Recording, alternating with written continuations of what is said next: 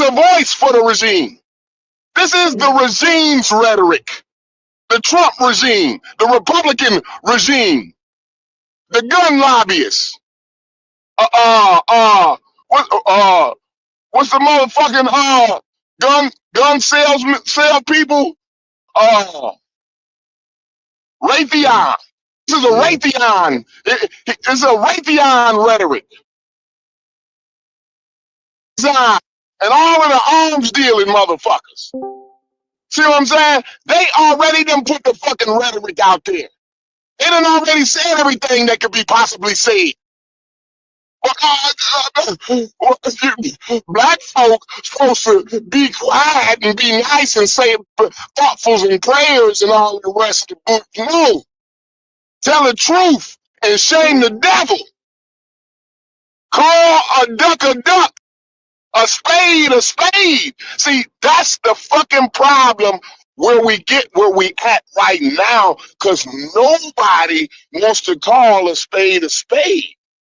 Preacher. We get the well, what about? What about? No, what about all these white folk, these honkies killing up each other? At a rate black folks couldn't imagine. Huh? What you say, Concrete? Did you say white folk? This is what y'all ain't been saying the whole time. White folk been killing each other at a rate that black folk couldn't even imagine. We couldn't even afford the ammo to kill as much as they kill each other.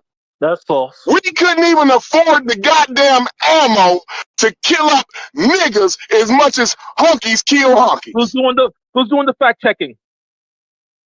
Go ahead, fact check me. I love when you niggas, I love it when I say shit that you niggas can't believe. And then you say, well, actually, well, I mean, you're right, but I mean, when you look at it this way. What about Chicago? See? And what about Chicago? Oh, all of the fucking lot. You know, I work and I travel and I shop in Chicago every fucking week. I take my daughters, my 4-year-old and my 9-year-old. You know, Chicago is their favorite city to go to. When they see those skyscrapers, when we on the highway, when we on 94, and we coming into the city, and they see them motherfucking skyscrapers, they know we finna have a ball. They know we finna go and do something exciting and have some fucking fun in the big city. They love riding the scooters and shit up and down Wacker Drive and shit. Michigan Avenue. A beautiful, the best city I've ever been. I've been to a lot of places. Chicago's my favorite fucking city in the goddamn world. Now, I ain't been to all the cities, but so far, Chicago is my favorite city in the fucking world. And guess what? Chicago know how to treat niggas. Chicago welcomes niggas and treats niggas like human beings in Chicago. I go to these other cities, these affluent areas in other cities. They look like we ain't supposed to be there. See what I'm saying?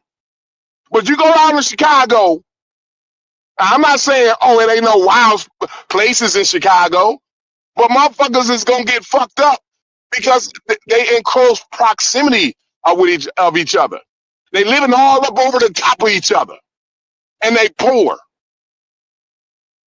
You see what I'm saying? But we don't factor that in. We talk about, well, what about the gun? Well, get these niggas some jobs and some money and some affordable housing, and I bet you won't see all that crime. As a matter of fact, crime's been dropping for the same reason why crime was dropping in Washington, D.C. See, I bet you niggas don't know why the crime rate is a 30-year low of crime in Washington, D.C. I bet you niggas don't know why. It's the same reason why the crime rate is dropping in Chicago. It's because of the fucking relationship that the authorities is building with the community. Motherfuckers on the ground, not saying, well, what about Chicago every time some white folk get shot? It's motherfuckers on the ground building relationships. And you niggas, not all of y'all, but the nigga that I heard earlier probably never even been to fucking Chicago before. But he talking about, what about Chicago? Well, what kind of relationship building was you doing down in there? Or did you even know that the crime rate done been at a fucking 20-year low? It's been dropping. They have these, what the problem is, they'll have a shooting and then it goes national news and now that's all every motherfucker's talking about. They don't talk about the white boy that shot up the goddamn factory in Chicago, though. Or the fucking white boy that got road rage and got out and beat another white boy to death with a fucking... See, that don't make national news. How crazy white folks is. Go to Chicago and look at the local news. And you gonna see, motherfuckers is pushing motherfuckers off of buildings. Motherfuckers is kidnapping motherfuckers and put them in the sex rings and shit, sex trafficking, all kind of white folk. White folks is doing it. The mob, y'all think that shit's out in New York? Y'all think the mob and mob hits go on in New York back in the 80s? No, nigga. That shit go on in Chicago in 2025. See what I'm saying? Y'all niggas is fooled by the propaganda that the regime done put out. And now you're trying to tell me I better be careful because somebody's gonna be a goddamn martyr. Y'all need to cut this bull. Y'all on here talking soft. Hey Corey, to a bunch of wild ass niggas. Hey, Go Corey, ahead. can you do me a favor? Can you put Chef's name to the shit you saying? No, I'd appreciate it. Cause Chef was the nigga that said the shit about Chicago with Tony. Just so we clear. Well, I didn't hear. I wasn't there. I hung up when Tony said it. I didn't hear Chef. Chef said it's black on black crime and release the military. And I'm telling you, niggas in Chicago is walking around trying to figure out what the fuck is going on that military is needed for. The governor don't want to do it, the mayor don't want to do it, and the people don't want to do it. But it's niggas on the internet. It's the regime that want to do it. So concentrated, man. It's the oppressive regime that wants to. They ain't never been to Chicago. That think it's the worst place in the world. I've been to Chicago. That's the Midwest New York City, nigga. It's the Midwest New York, right? But it's a city of love. You see what I'm saying? It's actually a city of love, bro. Yeah, that wasn't just. I need to come out here. Come out here. Hey, Corey, just to help you out a little bit, no one in here. See, motherfuckers don't talk about how Indiana's gun laws is laxed. You see what I'm saying? Because all them guns in Chicago, guess where they come from? From my city, from my home city, the city where I'm born and raised in good old Indiana, good old Republican Indiana, where you can walk around, where you can walk through Walmarts with 3 AR-15s strapped to your fucking neck. See? No, nobody's saying nothing about that. Nah, because they like that shit. They like the guns, man. Yeah. Nobody said, I didn't hear no motherfucker talk about the kids that got shot up in Colorado yesterday. Did nobody know that a bunch of kids got shot up in Colorado at a school? Right before. Yeah. I told you. We mentioned it. We mentioned it. It was a school shooting right before that. Somehow this racist motherfucker is top of the news. After he get through throwing salt on shit like that, school shootings and shit like that, he actually talked himself right. His rhetoric and the shit that his advocacy, because he advocates for it, for violence, for gun life. He calls for the death of motherfuckers. He advocates. And his advocacy got him shot in the neck. The shit that he actually advocates for is what he got. Why did he advocate for it? Because he thought he was insulated. He didn't know it was real. He didn't know white folk kill. He thought it was just niggas. See, somebody told him that it was a black on black thing. Black on black is the crime that needs to be stopped. But he didn't realize that white folk is the only one doing all the goddamn killing when you look at the numbers. He didn't realize that. Just like the one nigga, I don't know what his name, Tony? Phony Tony? Baloney Tony? Like, he didn't realize that them hunkies kill up more than any nigga could dream of. And way more savage ways. This nigga couldn't stomach some of the ways that white folk kill. He wouldn't be able to stomach it. Yet he want to say, well, what about Chicago? All this old tough guy. Well, he talking about black on black crime. Listen what this nigga did, Brass. Unbelievable shit. You can't even make this shit up. I promise you I'm not this creative. Then in the middle of him talking about, well, what about black on black crime in Chicago and all that, the nigga goes to tell me, well, nigga, you wouldn't talk to me like that if we was in face to face. Oh, wild shit that you couldn't make it up, Brass. Yeah, but stop the killing. I forgot you said that. I forgot. I ain't even. Wow, shit. That's me like that nigga hang up the phone. I forgot you said that. I'm not talking to these niggas no more. And then said, but if you was in front of me though, we'd be doing some black on black crime. Wow, shit. It'll be some furniture moving if you was in front of me. It'll be some furniture moving. There'll be some furniture moving around this motherfucker. You wouldn't even do it. Y'all kill me. I'm glad Corey show my energy, bro. I'm not hearing this shit. I'm hearing now, man. I'm with my man's Athema. I'm not entertaining this shit no more, bro. Because it's dangerous. I keep telling y'all that the mis and disinformation is deadly. I keep saying it over and over and over and over again that this shit is deadly, bro. Just because it ain't got you dead yet, don't mean it ain't deadly, bro. We gotta quit entertaining this bullshit, bro. Call bullshit when you see bullshit. What's up, Call Puppy? it. What you doing?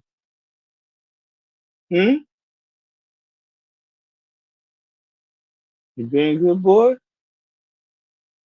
You shut it down, Corey. They silent, man. They Because it ain't no comeback for that. Because they start thinking about their own family members. They start thinking about their own neighborhood and shit like that. They start thinking about themselves. Because that's what the real deal is. When these white folk run up in one of your kids' schools. Because your kids ain't safe. In Chicago, the kids is good in the neighborhood. They riding scooters and dirt bikes and all kind of shit up and down the street. Right now, go down there. Go down to the south side. Go down to the west side. Go to the projects. But you know where it's dangerous at? Where they more likely to be shot in the fucking face at? At kindergarten. They more likely to be shot in the fucking face on the playground at kindergarten than they is in their neighborhood. In the neighborhoods that you niggas saying is dangerous. See, all the kids, not just black kids, every child in America, the most dangerous place for them to be right now today is at school. Going to the 1st and 2nd grade, going to the 5th grade, being a junior. That's dangerous today. Who said that's not true? Because that's very true.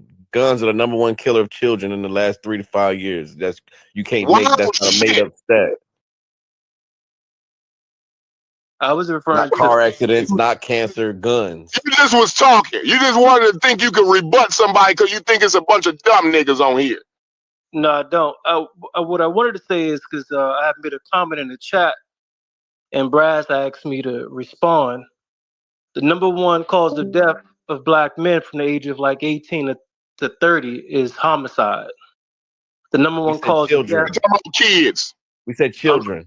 I'm talking about the point of why they call it black on black violence, even though I don't agree I with don't the give a term. fuck about why they call it. I don't So want to hear. my point is, I don't want to hear it. I don't want to hear. I'm finna go. I don't want to hear the my bullshit. point is, even though I don't agree with the term, because I feel like when you try to isolate it, you don't galvanize the country to solve it. It should be an American problem. But my point is, in terms of some statistics that was mentioned earlier, the number one cause of death amongst black men between 18 and about 32 is homicide from other black men. The number one cause of death of white men, the same demographic, is vehicle homicide, is from car crashes. So it is an issue whether we want to accept it or not.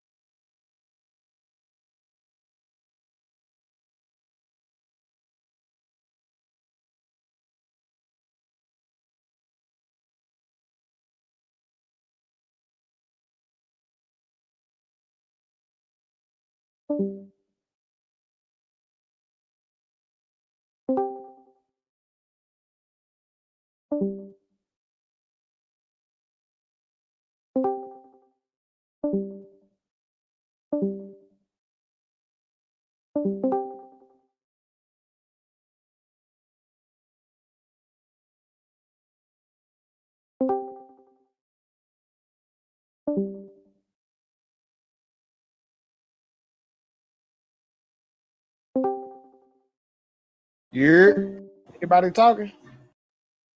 Yeah, it got quiet Everybody, for a second. Where's no, everybody everybody at? mics and stuff. No, everybody mics and stuff went out. So you keep hearing people click off and click back on to get everything. It be glitching sometimes, y'all. Damn. Gotcha. I bet. I was like, nigga, it was silent. I was like, nigga. Right. I heard those statistics thrown out, and then everything just went silent.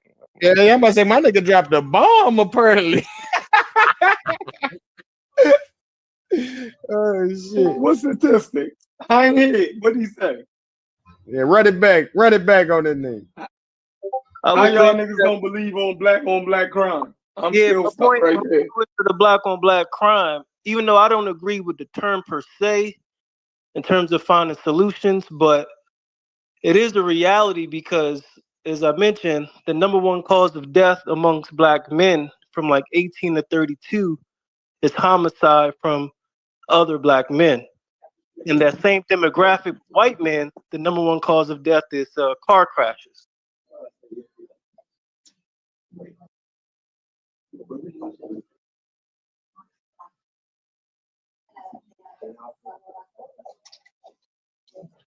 What that got to do with that? So that with somehow children though, proves like black on black I'm lost. crime is real. That's what you're alluding to. That means Yeah, it's yeah, real in the sense that there's a disproportionate amount of homicides. I bet you if you black dig within that, it'll be mostly gang controlled and concentrated violence. It ain't just random black niggas just popping up dead. It's usually something concentrated in that way. It's not that cut and dry. No, you're right. You're right about that because in every community, it's a very small percentage of black men that are committing these homicides. You're correct on that. And hydrochloric acid. But it's still at such a high rate causes the numbers to reflect that the number one cause of death. No, I think they're is both homicide. 5. Yeah, they're both 5. Yo, mute up, bruh. Hydrochlorothiazide. You know, Fairmont, I think here's a question that I'm curious to hear what brothers think about this. And I'm not sure where this enters into the conversation and where it departs, because I'm not sure what Corey's position was yesterday. I wasn't here. But is it a necessity to bring up the homicide and the death rates of black men, let's say black men, which was specifically talking about black men, that's perpetuated by other black men in the midst of a conversation where we're talking about racial violence, white men murdering black bodies. Like, political is that violence. right? Political violence. Is that No. appropriate? Is that deserving? Like, and that, the reason why I ask that, and I'll land here, when George Floyd was murdered the other year, a few years ago, I can't remember, man, time that went past, a few years ago, a lot of us was like organizing and just doing all this stuff, protecting our community, blah, blah, blah, blah, blah. But one thing that came up was a counter narrative campaign to bring awareness to the homicides that was happening in our community. And it almost seemed like there was a bottleneck where they were competing for the attention, because there was a lot of national attention and even global attention, elevating the discourse on political violence around racial hatred and white body suppressing black men, black bodies. But there was a counter narrative that was pushed up again. But what about black on black violence? And what about black men killing other black men? Does that deserve the same level of attention in the exact same discourse? That's the question I because ask. It deserves more. I would say more. It's a we were up in weaponized. arms about police officers killing It's unarmed a black men. We weren't up in weaponized arms with the nigga term. who brandished a weapon towards the police. We didn't go march for that person. It was about the killing of unarmed black men. That's what that was about. Those are separate issues, though. How we got to the point was the brother earlier had brought in Chicago, and what he was trying to allude to, at least how I interpret it, Thanks, Moss. allude to people being shot over words, right? And I think what he's talking about, what he was alluding to, was gun violence in this country. So he was kind of connecting those two things. But in a general sense, gotcha. I wouldn't have the conversation and bringing up black on black violence, but I wanted, since it kind of evolved there and people were saying that black on black violence doesn't exist, that's why I brought up this. No, that's not what we. No. That's not what we're saying. I never said black people don't commit crimes with other black That's people. not what we said. We're not saying that there's no in the framing, in the framework you're using it in. You're not just saying it like it's just some thing. You're making it seem like it's disproportionate. Nigga, And it's get not. out all that bullshit. Can't you hear him talking, motherfucker? Back the fuck up, nigga. Like black men getting arrested is disproportionate. Exonerations with black men make that. Like, I mean, my fault. it is what it is, man. I don't know. No, I agree. Nigga, I agree with over my shoulder. It's like we missed so many points. Just to hunker down that we just got these deranged motherfuckers and shit crazy. I think hold on, true. I think not if this ignorant niggas not paying attention to me. You bitch ass. Fairmont, were you around when Brass read where the origins of that phraseology? Let me get this point out because I can't. No. Go ahead. Or when and where the origins of that phraseology came from? You were around for that? Yeah, and I had said, I prefaced my statement with saying I don't even agree with the terminology. Because I think it should be understood as an American problem instead of trying to isolate to black America. You know what I'm saying? Like right there. You'll find right there. We're not saying that there's no such thing as black on black violence. We're not saying that.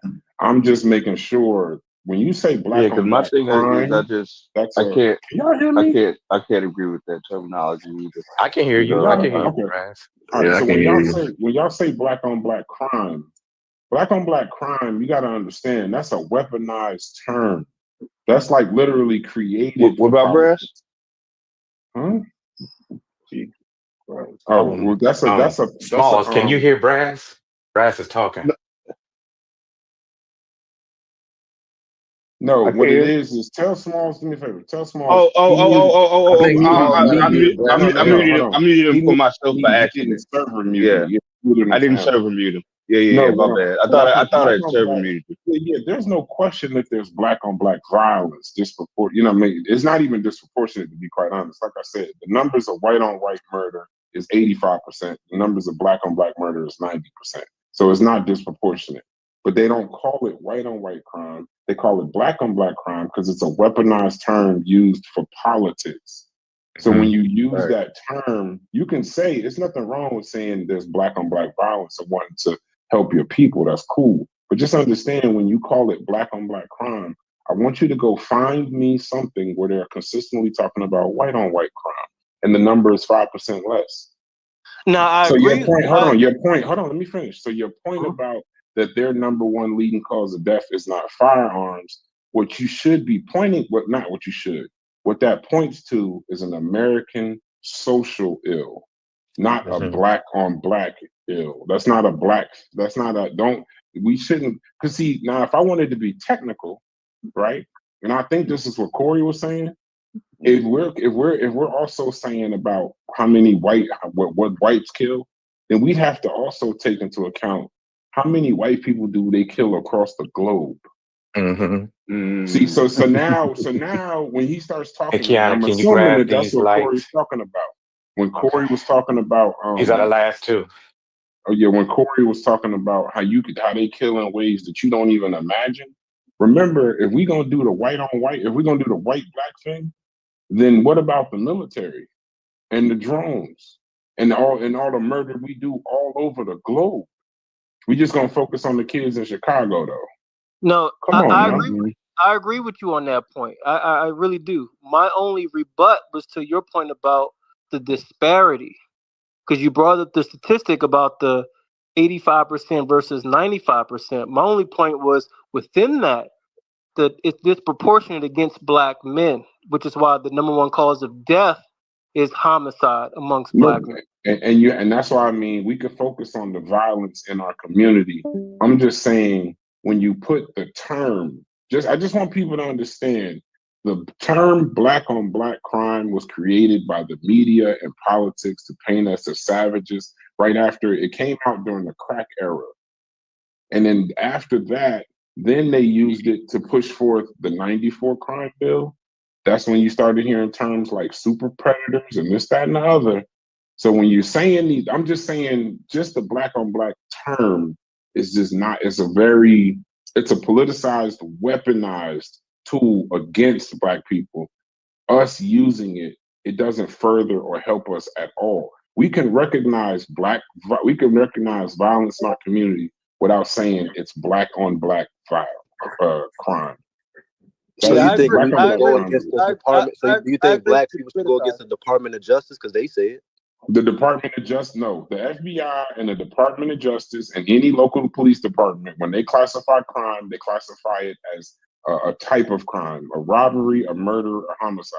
They do not classify I'm looking crime at it by right race. now on the Department of Justice website, and they talk about black on black homicide, a psychological, political. Yeah, do they say black on black crime?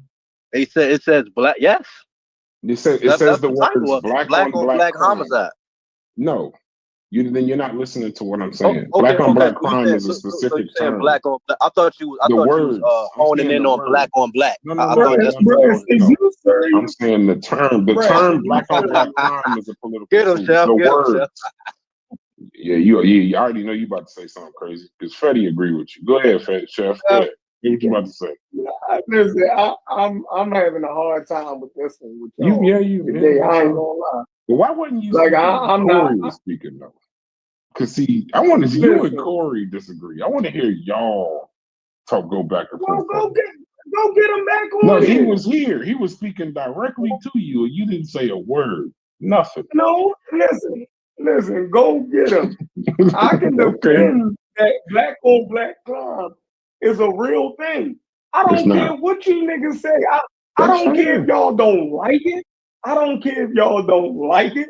Yo, reality is reality. You think what I'm saying? I live in the black city. Nigga, that's black on black crime that happened here. It ain't nobody else doing that shit to them. Crime is interracial. Yeah, and they all happens black, in so your it's community. a black person committing a crime against another black person. No, all races kill within their own group. Mostly kill within their own group. It ain't black on black. Do you think that helps you?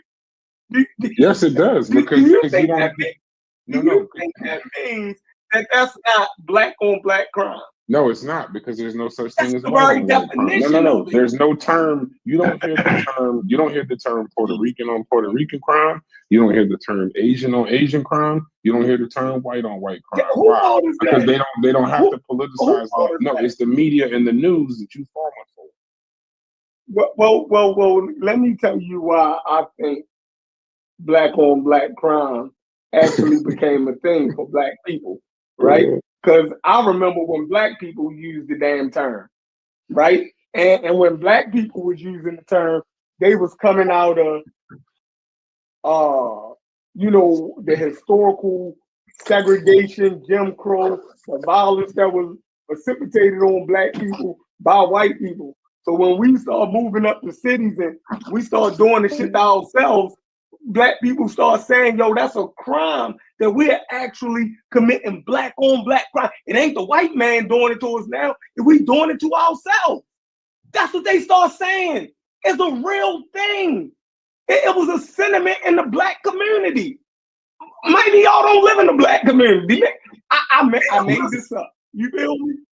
I made this up, but black people actually felt this way. Matter of fact, outside of the internet, black people do feel this way. Y'all are unicorns. You feel me? I can explain this to anybody else on the street, and I guarantee you, we won't be arguing about that shit. Right. We wouldn't be arguing about that shit. I'm a barber. I'm in a barber shop with black people all day, every day. We talk about black on black crime. We ain't crying about it's being political. It's a real thing. We're acknowledging what goes on in our community. Like, it's crazy. I tell you what, Chef. Like, I don't like the terminology. I don't believe in it. But do I believe that there's a bigger systemic problem with black people or underlying issue? I do. And I'll say it's more of an economic. So it's more the shit that we're coming out of and the shit that we face. It's not nothing that's wrong with us. And so that phraseology kind of lends credence. That's why I don't like to use it, because its origins were lending credence that like there's something wrong with these niggas. But I will say that we're talking about us. We're having a conversation amongst us, though. Amongst us, talking about a very small percentage of people in the black community are driving the largest share of the killings. This is not evident of the black community. That's why it becomes dangerous. No, I know. That's not true for no other ethnic group. That's not. And that's what I was about to say. But that still doesn't make it black on black crime. Listen, the context I'm leaving out is that whites, Latinos, and others kill mostly within their own race. This is not like a unique thing. What's unique to us, though, and this is why I'm about to put on my full Blackology uniform and my hat with my pins, is that we are the ones that got hit with concentrated poverty, fucking redlining, segregation, crack epidemic, heavy policing. Right. All of that magnifies these rates at a heavy police. Yeah, see, if that's your response, then have at it. Basically saying what we crying about. That's exactly what I was trying to say. You gotta deal with it. So why the hell do we sit here and talk and defend all those elders? You start killing each other. Right. So what are you going to kill each other? The bigger are you trying to portray a world where people don't kill each other? Yeah, the biggest problem is not us being black. The biggest problem is we got access to guns. We don't have a lot of access to cash. And it's a structural set disadvantage for these people. And once again, I'm gonna say this to you. This is a very small, concentrated. Wait, I thought we were talking about crime. We talking about just murders in general. No, we're talking about murder. Well, I mean, crime in general if you want, but he's talking about murder because he said why the homicide rate. But my point, the reason I'm speaking gangs, bro. You can't stop gangs from killing. Man. No, this is a small, concentrated percentage of people driving a large share of these killings. Poverty denotes crime, but poverty does not denote homicide. Right. And they say right here. 14 to 15% of kids have identified as being a part of a gang. So you're telling me that 14% just fuck the other 85? Like, man, what? And that's the majority of the killings. We don't have gangs in Baltimore, so y'all definitely have gangs in Baltimore. You don't even need to be in the gang. Yeah, y'all do. To kill some y'all definitely got gangs. I got a homeboy running that claim 20th Street. What is that? It's rolling 60s. 20th Street. I don't even know. I don't even know nobody who live on 20th Street. Yes, that's what he claimed. He don't live there no more. I've never heard a bad motherfucker coming off of 20th Street. It's a gang. I'm telling you. You know what that is? He claimed a group. He claims a group. Like, so whether you want to call it a blood or it's still a group of people. Y'all got Grape Street. Y'all got every gang that any other inner city community got. I know damn Grape Street Crips. Yes, y'all do. Y'all do have Grape Street Crips in Baltimore. Trust me. I mean, the general point is correct. The general point is correct. It is. You say you don't have groups of people that click up together under a moniker, and man, what? He just don't know, bro. Let it go. It is. Y'all general point is correct. It is only a small percentage of black people in these neighborhoods committing this crime. The point is, this small percentage account for over half of the homicides in the whole country. That's fine. So then, but then if it's a small percentage, then why are you calling it black on black? We also account for a high proportion of wrongful convictions and exonerations. So, for example, if Asians were killing each other in their community, they wouldn't call it Asian on Asian crime because they do. Listen. If this was happening, and they were responsible for half of the homicides in the country, even though they're a small minority, they would be calling it Asian on Asian crime. No, they wouldn't. They don't do that for any other race than us. Listen to me. Murder crime is intraracial, meaning you commit crimes with people that are in close proximity to you. I just showed you that the murders, the killings is 85% in the white community. You've never heard the term white on white. You keep missing my point, bro. You keep missing my point. No, you just said that if the same thing was going on, they would call it Asian on Asian crime. But no, that's not what I said. That's not what I said. That's not what I said. Every community. No one's in denial. We don't like the framing that you're making it out to be as if like it's significant to us. No. Let me because I need to hear that terminology.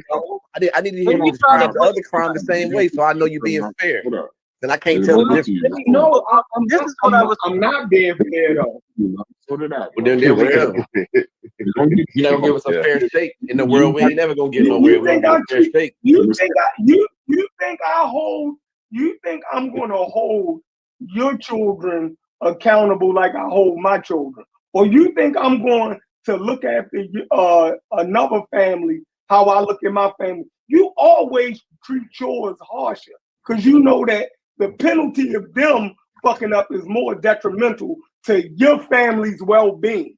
So I'm sorry I'm not as concerned about what Italians do to each other. I'm sorry I don't know the statistics. I'm sorry that I'm not as invested in what white people do to each other more than I'm worried about what we do to each other. Because I live amongst black people in the black community. So what we do to each other, don't give a fuck about what white people doing to each other. We're not saying that neither though. Yeah, we're not even saying that. And come in the black community. I'm saying when you say like, don't worry about that. When you say it's disproportionate and you see that the white rate is just as alarming, it's like what is it disproportionate to? It's not. What is it disproportionate to? That is false. I keep trying to explain to this point. Every community there's inner violence. We know that. People going to kill people in close proximity to each other. The point is in the black community, it's happening amongst each other in a much higher rate. So much that even though black men account for 6% of the population, they account for half of the homicides in the country. That's epidemic, man. Yeah, no one said that. Replicate those conditions across the border. You'll see. Is that true? Hold on. Is that statistic true? Yeah. I need to look that up. Somebody, if that's true, yo, I'm done talking to y'all. And I'm not saying that those external factors are not there to, to influence those things. You are correct.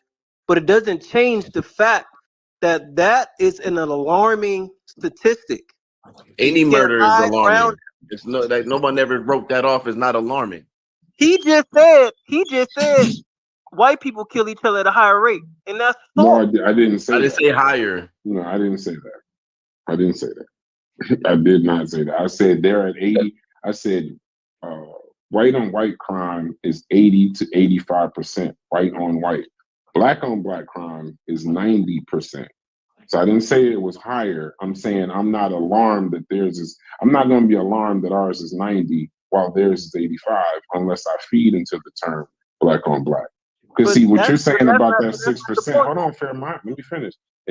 When you're talking about that 6%, when you say that, then you would literally damn near be saying that it's because they were black.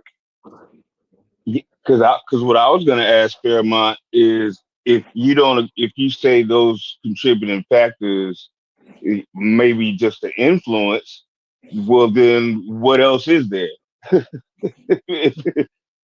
you throw out, I'm bringing up all the other factors, like socioeconomic, the structural disadvantage. I'm bringing up everything, and the only thing you trying to say, honestly, Fairmont, I done brought in all of the reasons in these small concentrated pockets, because when you keep talking about 6%, it's another 94%, right? So when you're saying this, and we're telling you, and you agree that it's a very small percentage of us that account for this whole, the majority of these killings that all the savages is doing. So my point is, are you trying to say that it's because is this a color thing? This is why I'm trying to remove the color. What I'm saying is there is a problem in the black community that does not exist in other communities. Yeah, so replicate our conditions amongst those communities. We have structural and social conditions in our community that don't exist in other communities. Would you agree? I agree. You're talking to a people that just got rights 60 years ago. I agree. Okay. Yeah, Brash is literally giving you those what the issue is. And I wasn't arguing against that. I wasn't arguing. I think it's a mental. I think it's mental. Chef's saying the real shit. No, I just want to got some stats. Wait. Hold on. I wouldn't disagree with that either. Got some stats too. Hold on. Y'all went and got some stats too, since we doing stats. 30% of white men commit 40 to 45% of the homicides. Do you ever hear white on white? Do you ever hear that stat? Never. You don't. Because they don't even exist. You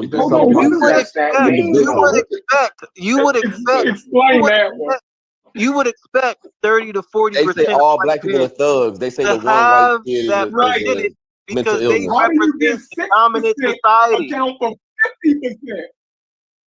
That's the point. That's not alarming. That statistic that you just read again. Read that statistic. That didn't even make sense. White men, about 30% they should account for more because they represent more of the population. That was crazy. 6% is accountable for 50% of the fucking murders.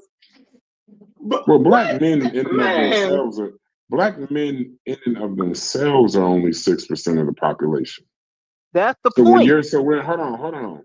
So how can we account for 50% of the you're saying murders? every black male? No, you're literally by your terminology, it's 6% of that 6%. Or what are you saying? Right. I agree. Within black men, it is a small percentage of black men. I do agree. Right. So then target them, and then pull up the exonerations and false arrests. And let's see that. We should target those black men. I agree with you. No, I don't. Yeah, but I don't know. I don't think that we should target those. No, bro. We make up 70% of exonerations. How do we go about addressing those?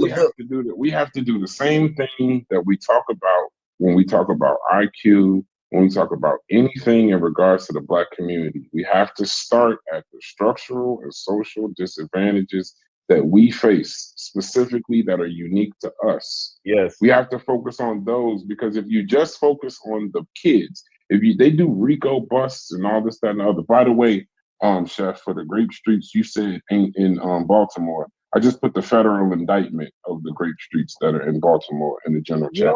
But back to you, Fairmont. Buying on goddamn grape street. Yeah. Well, it's in the chat. The The federal government that's disagrees. some shit Chef, and I got goddamn. No, the federal government Man, disagrees. federal government. Yeah, gang violence affects all black communities in except yours. Baltimore. But Fairmont, my overarching point is I'm that trying a lot to of these, y'all gonna a tell lot me of what these murders. and I'm Go ahead, bro. I just read the indictment and tell me they're not grape street. Just tell me that. Listen, the government put all kind of shit on people. Oh God. That shit don't be, man. Including high murder rate. You just accepted a stat. You just accepted a government stat from Fairmont, but you won't accept. You see, you don't even make sense when you talk, bro. No, we're talking about murder. We're talking about murder. That's from the government. About murder. Statistic like that can only come from the government. Exonerations in this black on black crime. Y'all reading that stat, post that 70% exonerations that black men get, like, because that's that y'all reading is probably pre that exoneration. So you're reading the So 70% of the exoneration is black people black committing men, murder. yes. So who is committing the murders in the murders black is community? crimes in general. I know. So who's committing the crimes in the black community? A very small. I don't care who's getting exonerated. Does the crime happen, and is it an outside entity that's coming into the black community, creating the crimes, committing the crimes, and then black people getting locked up for them? It can happen a multitude of ways. I'm not saying there's one. What are we saying? Exactly what it says. So somebody lying on accused. What do you mean? How are you gonna say? No, so you don't agree that black men are arrested disproportionately? We don't agree to that. No, I don't know. That's off of my point. I'm saying So listen to this. Let me explain that 6%. Hold on, I'm about to answer your question. So never gonna not. I went and looked at. Hold on, I went and looked at, because remember, stats paint a real broad brush. So I went and looked at where Fairmont got this from. Mm-hmm. So it says the total U.S. population 330 million. Black population is 46. Black men is about 20 to 23 million. The age group involved in these homicides is 15 to 34. So when people say 6% of the population, they mean all black men of all ages in the U.S. But in reality, majority. Hold on, I'm not saying you. I said people. I'm not saying people. I just want to give clarity to the 6% so people understand what you actually are saying. I think you're saying what this is saying. In reality, the vast majority of that 6% isn't involved in homicide at all. Within that 6%, the highest concentration of homicide offenders and victims are young black men 16 to 27. Even within that group, it's a small fraction, upper fraction. Studies show in any city, 1% of that city's population drives 70% of the shootings. For example, Chicago's research fund found that a few hundred young men in a gang or crew networks were linked to 75% of the shootings out of a city of millions of people. So that stat paints with a broad brush, because when you say 6%, hold on, it says when you say 6%, it means that all black men equal half of the homicides, when in actuality, it's a high-risk subset of young men in disadvantaged neighborhoods. Middle class, working class, professional black men, the majority, have rates similar or less than, in most cases, to other groups. That's correct. Right. So you're not talking, but when you say the term Fairmont, now understand my point. When you make the term black on black crime, and you're talking about a subset of disadvantaged young youths that don't represent all black men, it don't represent the 6% that you're talking about. That's why saying black on black crime is dangerous.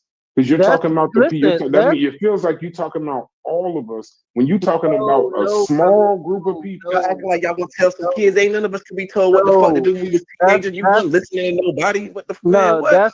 that's the children. that's kind of like an assumption, because when you read these statistics in general, they go and break it down.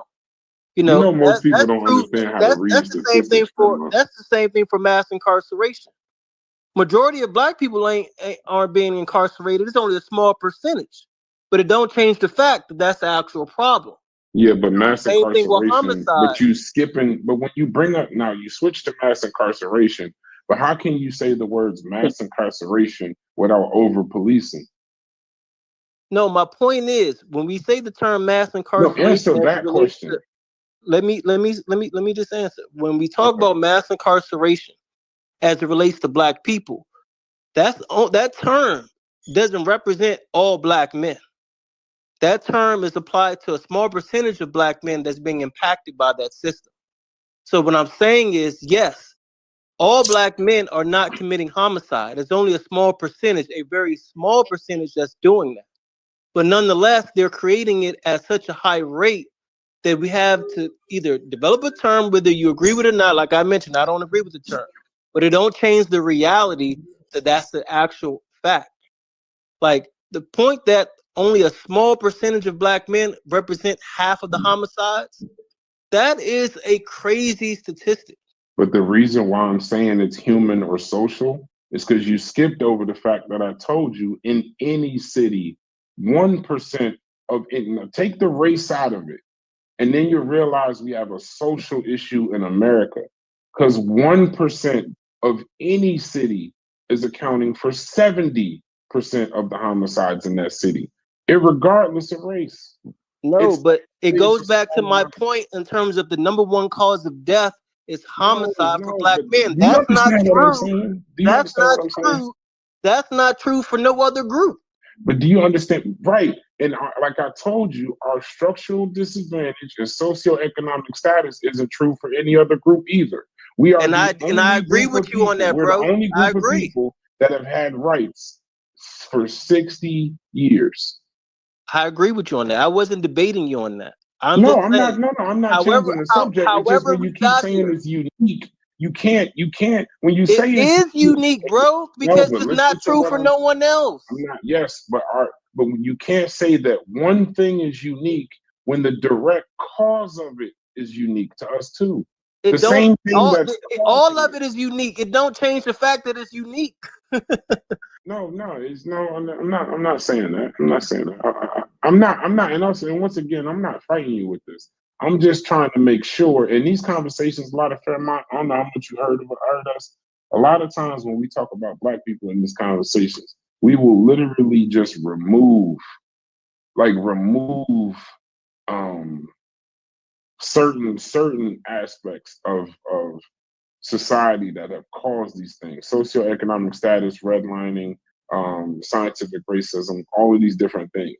Now, here's the thing. I'm the person that'll literally tell you all the time that there's something that we need to be able to look past and you're not used as an excuse. But in this particular case, I know for a fact that it is our socioeconomic status is a direct correlation to these numbers.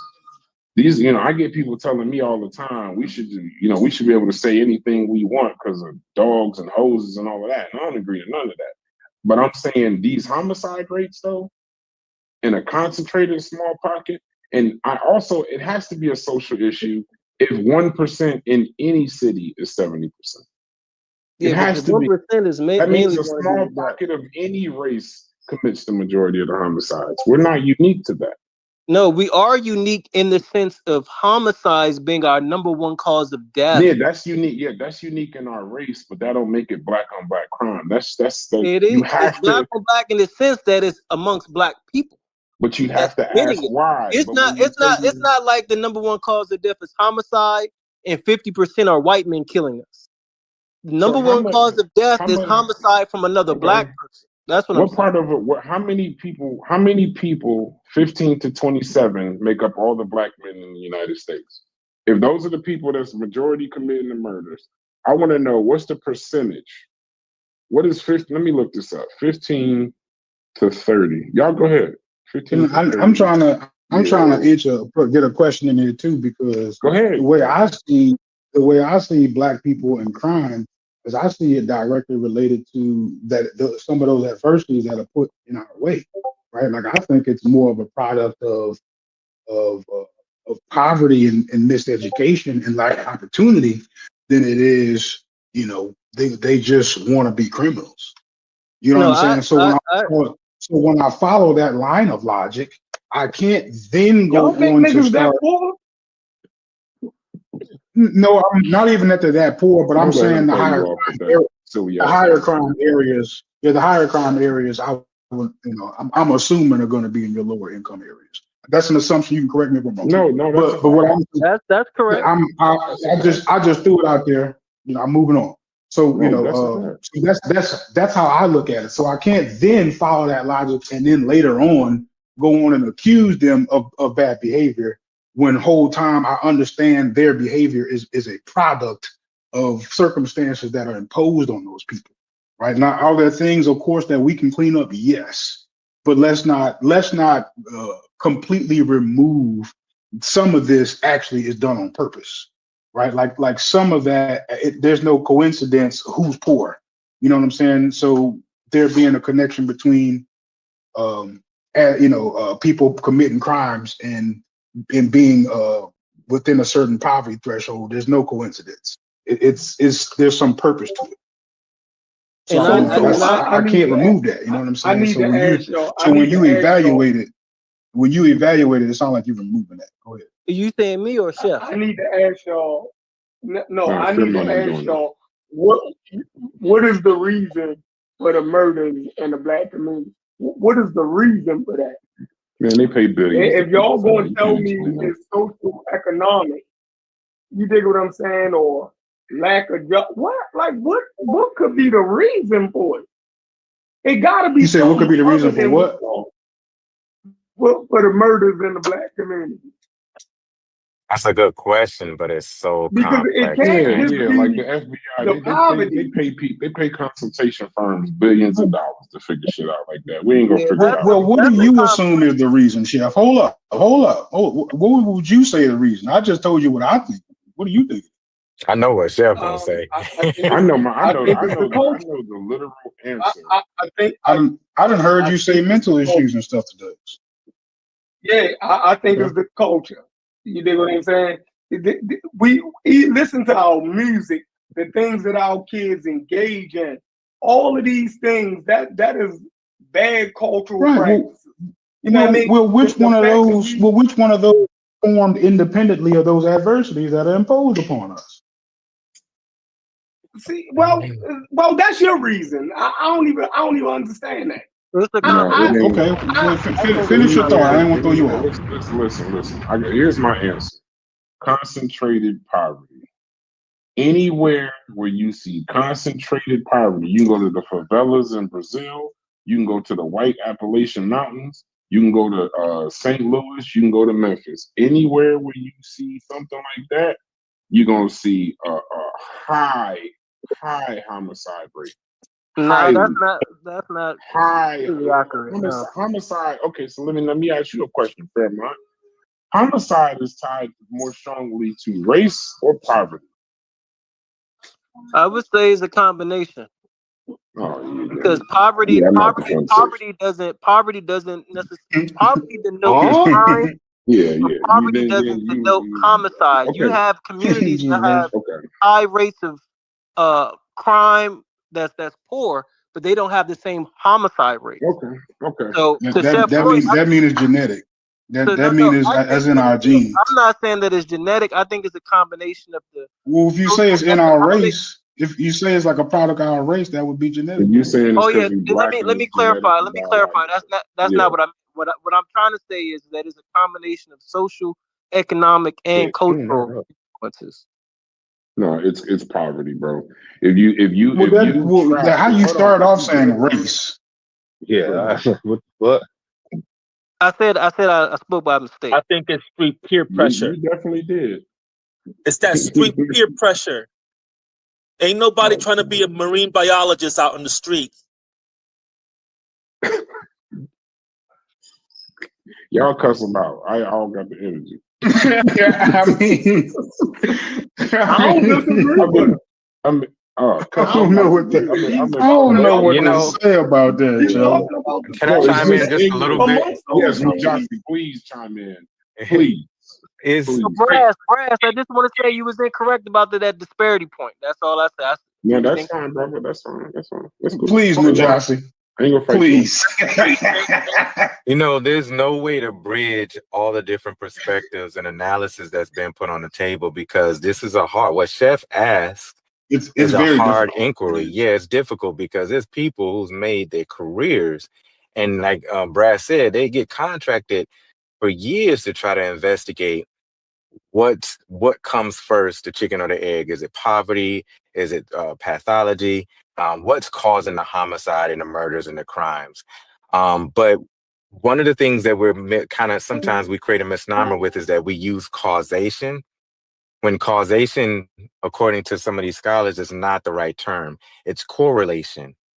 Can you correlate elevated statistics of homicide and poverty crimes, what we call like jackings and house break-ins and stuff, to poverty?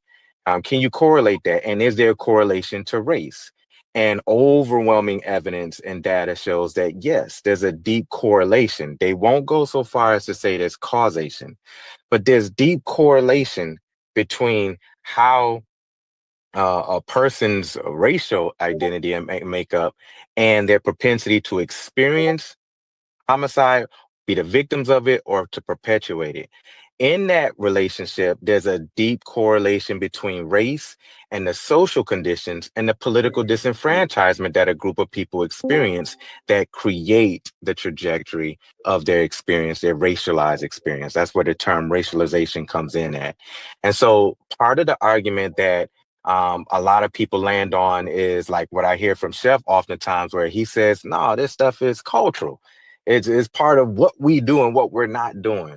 And that's the pathological argument. That's the idea. You hear that from white conservatives to even some black folks, where they say the history has nothing to do with why that brother murdered that other brother, why he stole from that house, why he did what he did. It's all about the decisions that he made and the media that he's watching, the cartoons and the music, and his parents wasn't a good father and the mother father. And yeah, and it's like he has agency in that. And if he chose to make that decision, then the onus is on him.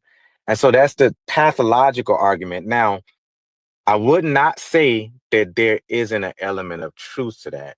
The only element that I tend to pull out of that is that we still have to have agency, like Chef said, and we still have to take some responsibility in the inaction of how we address some of the issues in our community. However, there's also the contextual argument. The contextual argument is what Brass is trying to pull up. You have to draw the correlation between the social conditions of the people and how politics and economic decisions have created concentrated poverty that has subjected people to abject conditions that impacts their psychology, their well-being, their access to resources, and their ability to survive and adapt in that.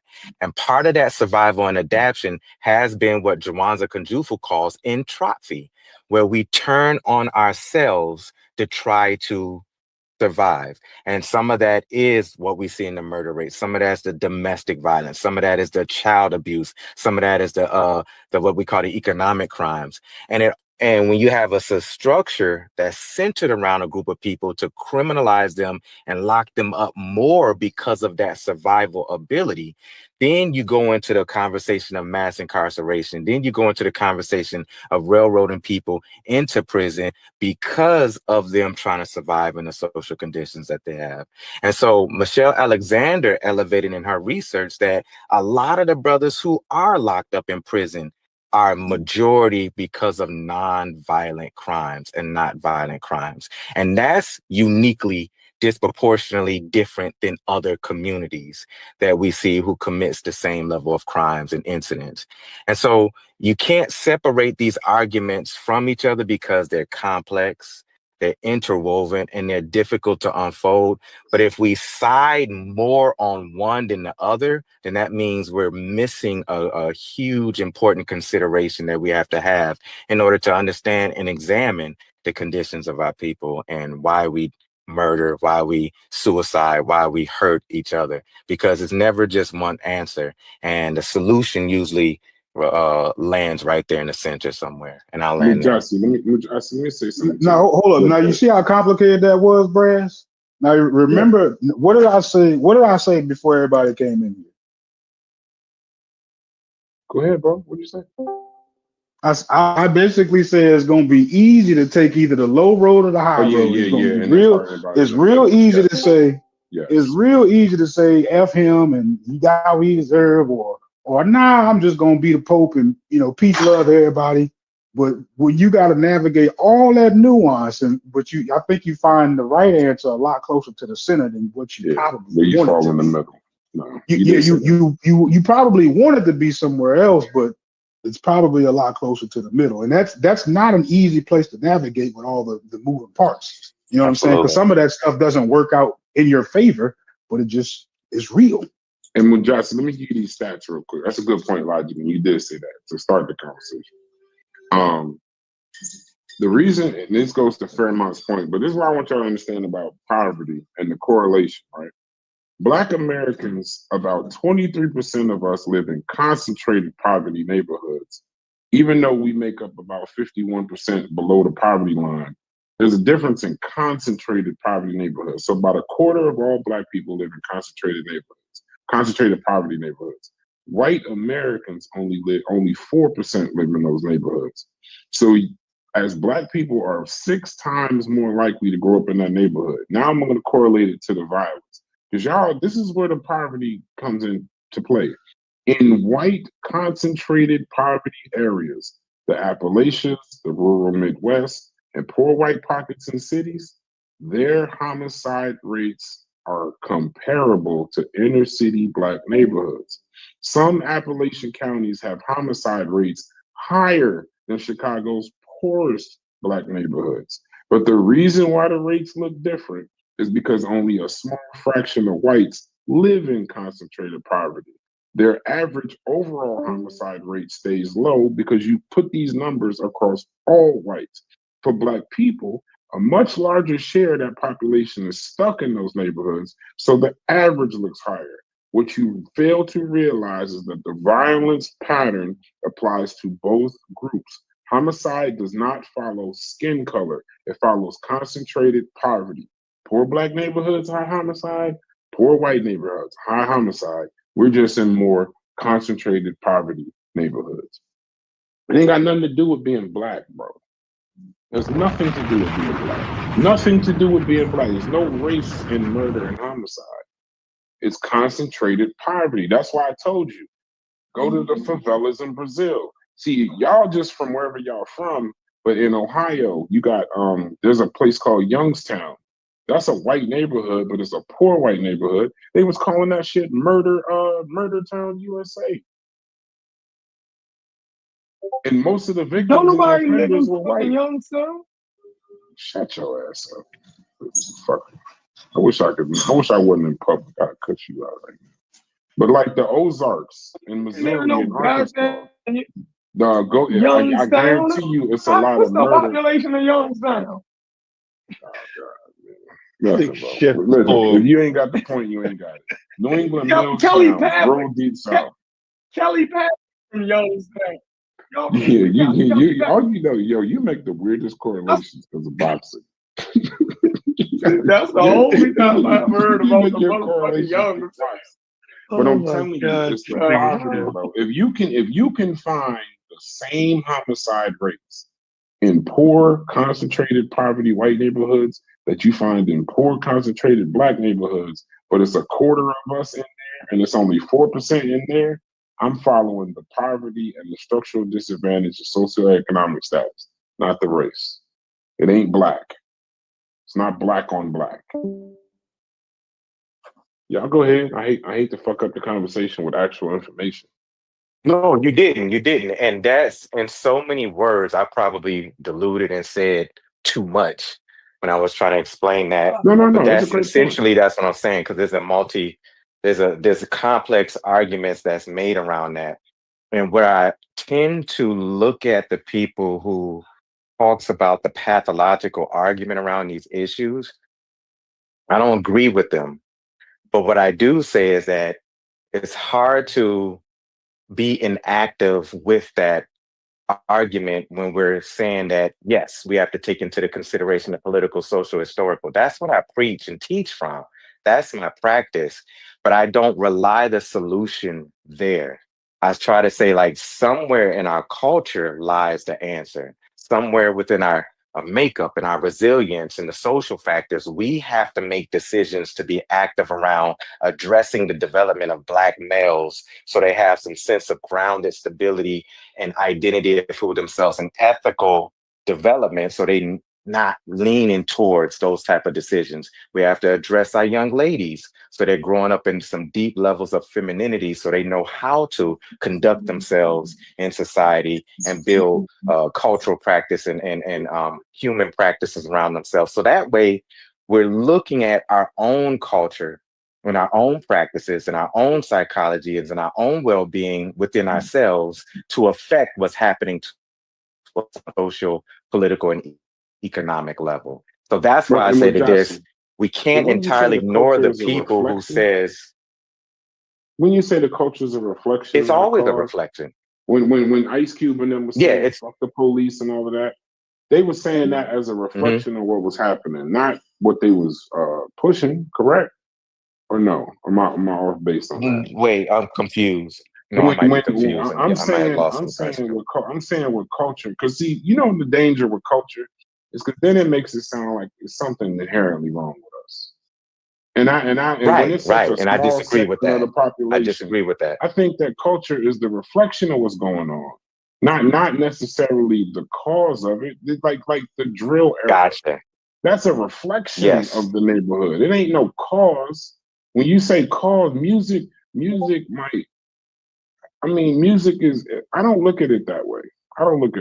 And I don't think. No, I don't either. No, I agree with you. Yeah, because y'all just figured it out. It's poor on poor, bro. It's poor on poor crime, man. So basically what you're saying.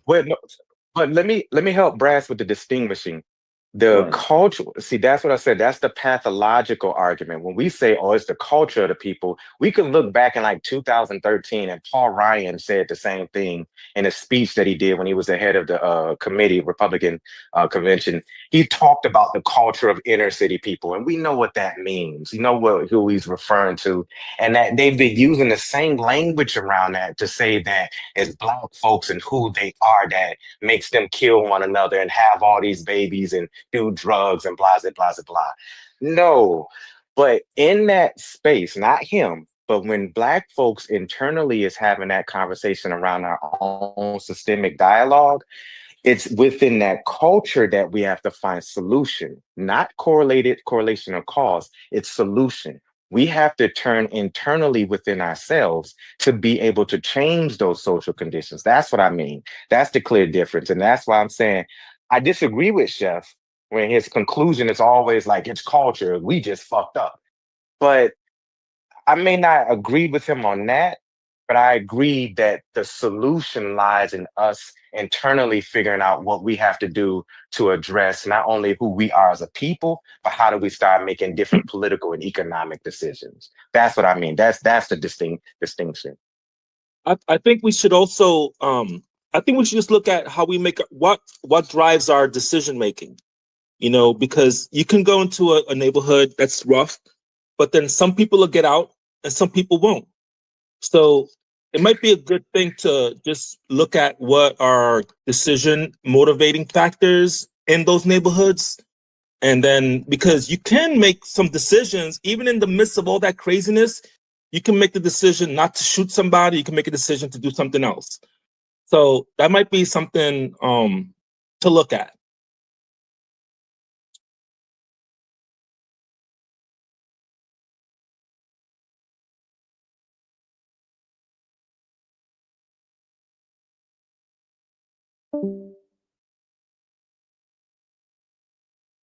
Hello?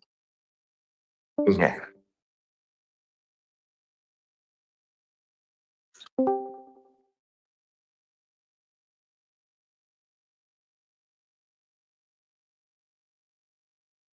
We still here? Hello? Yeah, we're still here. Brother still here? Oh yeah, I was done. You. I don't know what happened, but I was done. Oh, okay. Yeah, no, I think you're right. There's some thoughts on that too, especially how we navigate our own lives and stuff like that. I hear you, bro, in terms of that piece. But I think um these conversations are difficult. They're not, they're not like Brad said earlier, we can't solve this within this one conversation. It's not even virtually possible. I tend to side on the reality because of the research that I've conducted and the data that I've looked at is that, we can explain a lot of the social psychological um, behaviors of Black folks in America by understanding what happened to us historically, by understanding what happened to us politically, by understanding what happened to us um, economically, and looking at the social and political engineering of our current existence today. And I believe that gives us a lot of information that correlates to why Black folks show up in the ways that we show up today. I don't think you could separate the two. When you look at a young 16-year-old brother from South Minneapolis or Baltimore, Chicago, South Chicago, whatever, and you look at some of the assets and the resources and his ability to be able to affect in his life, 16-year-old young brother from his parents. You can't separate 16-year-old young brother from his parents' conditions and their uh, great current, but you can't separate that. It all correlates and impacts his ability to be able to have, to be able to access, and to be able to resource today. And so I think that's critically important for us to understand and examine how we make moves and find solutions to some of the situations we're dealing with today, whether it's homicide, domestic violence, suicide, all of that is part of that conversation. Let me ask you a question. How do you think about well, I think that groupthink is we have too much groupthink in our communities. We just have a lot of groupthink. So if one has a bad idea, everybody, groupthink, right? Everybody just tags along on it. But what do you think about having too much groupthink and not too much of individualism and people just, thinking on their own and making their own decisions as opposed to just going with um I want to call it peer pressure. Mm-hmm. I want to call it peer like street peer pressure. Like, people aren't looking to be a marine biologist. They're not looking to be some sort of genetic specialist, or everyone's looking to do something like really not fruitful. You know what I'm saying? So I'm just curious to know about that the group think versus individual thinking. Some people, like some folks, don't believe that we got to get together always, and I don't really believe that we have to get together. I think we just have to individually think for ourselves and what our individual situations are, how we grew up, and make decisions off of that, not off of group think situation. That's my thoughts. Mm. Mm. Yeah, that's good insight. I don't know if how much I've thought about it, and now that I'm hearing, I was going to ask you what's your definition of groupthink, but now that I kind of get some clarity on what you're saying, I'd be curious to hear what you're. I mean, I really don't know to answer that question directly. I don't know. I haven't thought about it enough because I'm curious on when you're supporting someone's inspiration to pursue a profession or a career or something like that, do we give our children or whoever we're encouraging the freedom to decide whatever they want to do, or do we want to encourage them to align to something that benefits the group, the collective? Like, I'm gonna throw that up in the air to what you're thinking, because we see different communities they're on different spectrums of how they do that. There's some communities, ethnic groups of people here that says, look, you ain't got no decision in this. You're gonna be an engineer. You're gonna be a doctor. you're going to be a lawyer. You have no choice. If we're going to pay for you, if you're going to build off of our family legacy and wealth to be able to access what we're offering you, then you're going to have to become that profession. And this is good for not only the family, but the collection of the people. But then you have other people who's like, whatever you choose to do and whatever direction you want to go in is all up to you, as long as you do something good for yourself. And so I don't know. Yeah, go ahead, sir. Majestic, big up yourself. I love you. I love you as an intellectual. Likewise, my brother. You can put into words that I can't. I struggle to formulate the proper wording of certain situations. You know, when you're the basic sociology, the first definition you learn about is community and society. And society and community don't exist outside of a group. It's a group of people coming together sharing same morals and values. Right? That's a basic definition. I did that 30 years ago, so please excuse me if I don't get the definition verbatim. Right? No.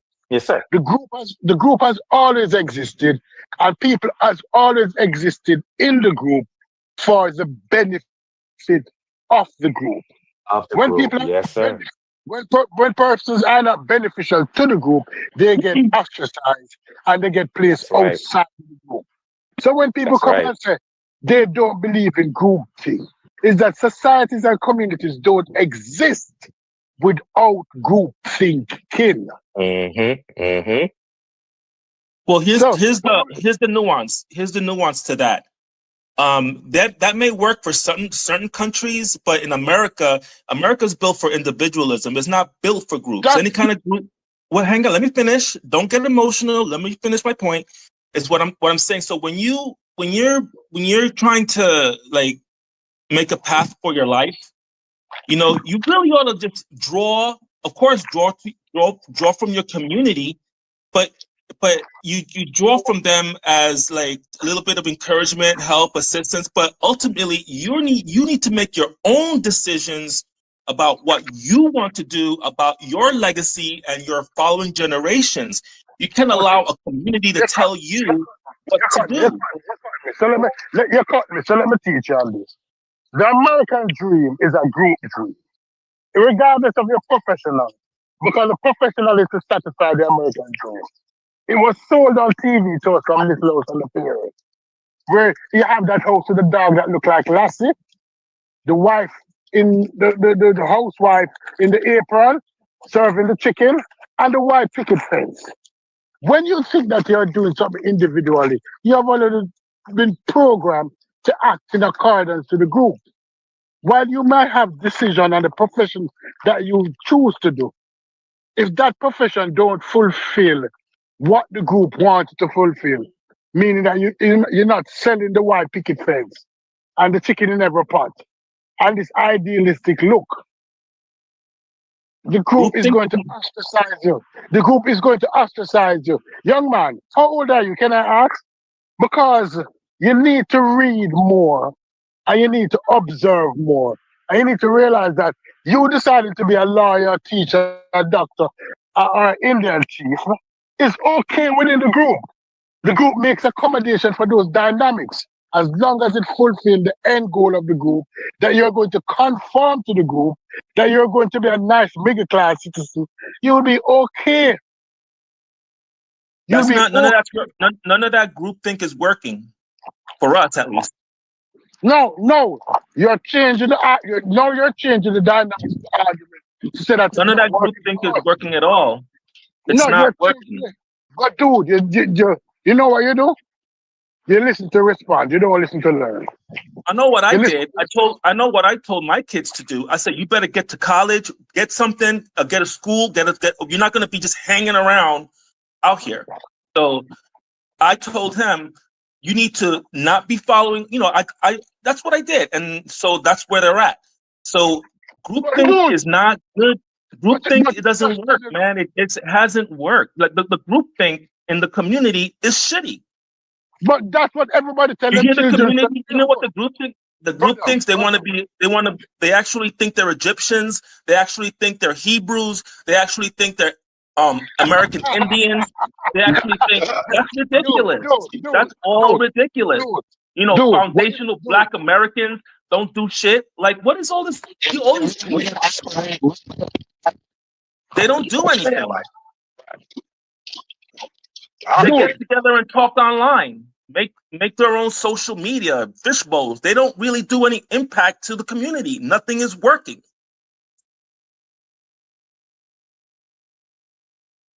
Dude, you're a group thinker. You don't even know it. You're a group thinker. I am. Yeah. The group. Well, listen to me. Let me explain.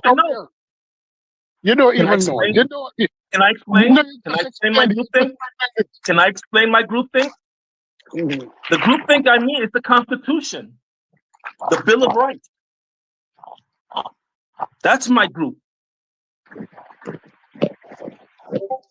The Constitution, the Bill of Rights. First, Fourth, Fifth Amendments, Sixth Amendments. That's my group. Dude, no disrespect, but you need 20 years of life experience before you can have a conversation. You have zero life. All right, Mr. Know-It-All. I'm not Mr. Know-It-All, but you need 20 years of life experience. You're acting like you know more than me. Like, are you more successful than me? Are you more successful? Do you know if you're more successful than me in life? You don't know that. I don't know. Wait a minute. You don't know. You don't know. You don't know if I'm successful. I don't know if you're successful. You can't tell me if I know less or more than you. I didn't say that. I said you need more life experience. How do you know that? How do you know that you're absolutely right? Because how you argue a point. You argue against group. It's not about how I act. Look at the community. Look at the community, how they act. Not me. Look at the community, how they act, not me.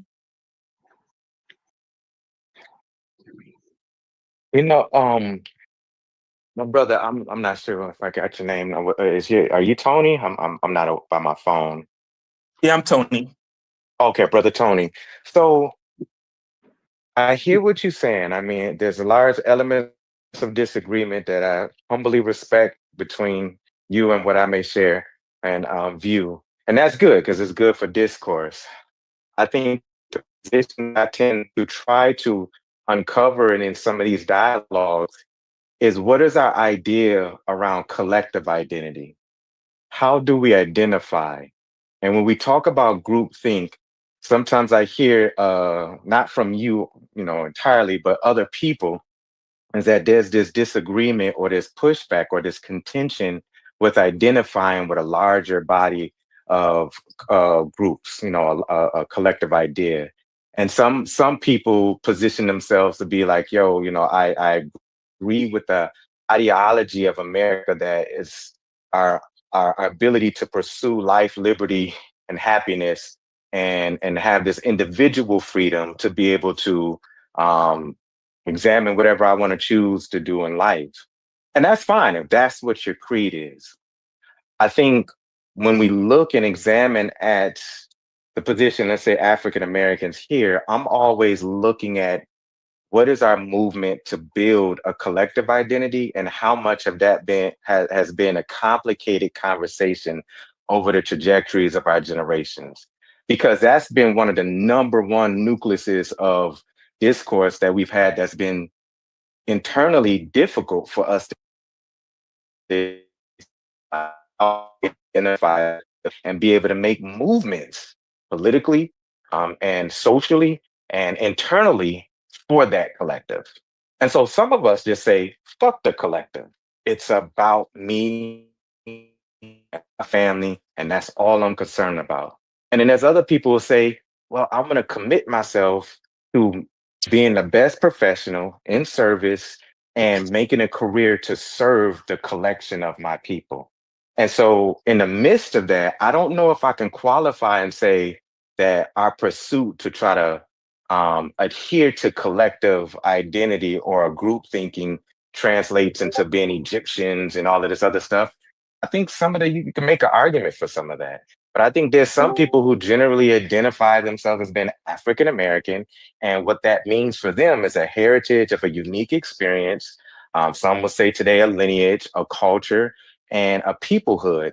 And that peoplehood is related to certain things that I choose to do to serve that peoplehood, which is very similar and congruent to other groups of people who establish their idea of peoplehood and tend to work and serve and better themselves for the collective of that peoplehood. And this translate down to the micro conversation of the family, which is what Stu Pease was trying to elevate. That there's a conversation we have to have when we're socializing and raising our own children of like, when you go out and pursue this, there's an obligation you have to the family in terms of economic, financial, and resource development and your professionalism. And then there's an obligation you have to your collective people in some way. And it doesn't mean you work, so that's the piece that I think comes up in these conversations. I'll land there. Go ahead. I totally agree that every ethnicity should have their own little, community, to get together, but they shouldn't be like, how do I say it? Like they shouldn't guide your personal family decisions. They shouldn't. You should be able to make your own reasonable decisions within you and your family. And of course, you look at the community, but I believe that if you focus on what I just said, like your own decision, what affects your family, forget what everybody else, what the result will be is that you're going to have those kind of families in the community. And it's just going to be more people thinking that way in a community. And then that becomes a strong community. Yeah, I think there's an argument to be made for that. I think, but the question is if you have, and I'm gonna put it in different terms. If you have strong, stable, grounded families that builds up community, does that automatically, and I'm asking you this, does that translate that strong collection of families that have some individual self-sufficiency and stabilization, does that translate into a community that collectively identify with each other, share common values, and share histories and connections to where they're operating and attempting to operate in one accord? Do you think that translate into that peoplehood development? Absolutely. I think if that was to happen, I think the culture will get stronger in a positive way.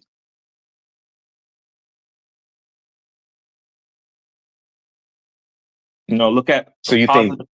Go ahead. What will result is a bunch of positive things that is actually indicative and representative of the Black community, which the real Black community. Not what we're seeing right now. I'm the real Black community. People that love their kids, their families. They want to, this thing. Jesse, big up yourself always. Always big up yourself. Always big up yourself. I see what you're attempting to do, but the language might be a little bit too convoluted to understand that, to compare and contrast the individual to the community. Whether or not a community full of individuals with individualistic ideas will share common goals. I don't speak English well, but I understand it. And I can write it. But I cannot speak it. It's a brain block for me. No. I understand where you're coming from. And I understand that you did sociology, among other things. And when you look at communities all the way back, there's always an intrinsic core. There's always a core or a value system that is shared within its member. I tell my son this when they was having a conversation that when you're born, whether you like it or not, you sign a social contract with the community that you live with, that you live in, that you're born to. And that social contract says, I will adhere to what this community is. Now, sometimes you have outliers Who pushed the barriers? Who changed certain things? Like women weren't allowed to vote. They have outliers who say that is unfair. We're going to change that within our community. And I'm using the word community holistically. I'm not referring to a small group of people. Because a country is actually a community. And a bigger sense of things. I always have outliers in that who push the barriers, who makes change. But it was never individualistic change. Because the whole is greater than the one. So when somebody say, I am an individual, no, there's no community with one individual. That's why loners can't make change. Lone wolves can't make change. Change is made within communities. And if we look back at it that way, that's I'm why. not saying communities are inherently bad. I'm not saying that to you, dude. Community is. I'm not saying communities are inherently bad. I'm saying ours Hold on, is. Tony, let's do peace finish. Let's do peace finish. Sorry, Go ahead, Stu Peace. No. What I'm saying is that, and I lost the train of thought, but to say this is that when we strengthen our community, we're strengthening values that would apply to the upliftment of the community. When Brass come in here and him talk about financial health and financial responsibility, Brass not talking about himself alone. The outlier who decided that, listen, I think this would work for the betterment of the community. He's not saying that I am okay, I have 200 houses, so if you don't have 200 houses, you're not a part of my community. No, he's saying that I'm going to help other people within my community. He's an outlier, but he's trying to push the barriers. Right. And that's what people need to understand about communities, is that we have to share a similar goal. And that's what Malcolm tried. That's what Martin tried. That's what even W.E. Du Bois tried, where he tried to segment the community by saying that these people will do the work when it's everybody. Because community is not 10 people within a community. It's everybody. It's from the lowest of low to the highest of high. And it has to be inclusive. Always. But I think I can't, my head hurt me. My head hurt me, and I promise I'm not going to cuss out anybody. I promise myself I'm not going to cuss out anybody for the week. But Monday I have one cuss out. And I'm saving that cuss out. But I have one cuss out a week. Yeah, saving that cuss out a week. One cuss out a week. Yeah. Big up to you, my brother. Big up to you. I appreciate you, Stu P. I know we got at times we got a whole pan. He just full of fire for me, or keep it together. So, that's what's up. Go ahead, Mujasa. I ain't want to say nothing. Hey, Stu P, I got a question for you. Yeah. We currently have a community right now. Okay, we have a Black community right now. So what is wrong with, is the community functioning, or what do you think should change, or what? Because we got a community right now. No, we have a community. And we have a community that is experiencing a lot of stresses or stressors, a lot of interaction from external forces, a lot of divide within the community. But we have a community at its core. And other people, as I mentioned earlier, like Brass, see a problem within the community because this community don't have one fix to it. It's fragmented. Well, this community is fragmented. Let me finish to ask my question. Yeah, ask my question. So therefore, we have to be patching the holes as we move along. So we identify them and we strengthen our community. It's going to take time.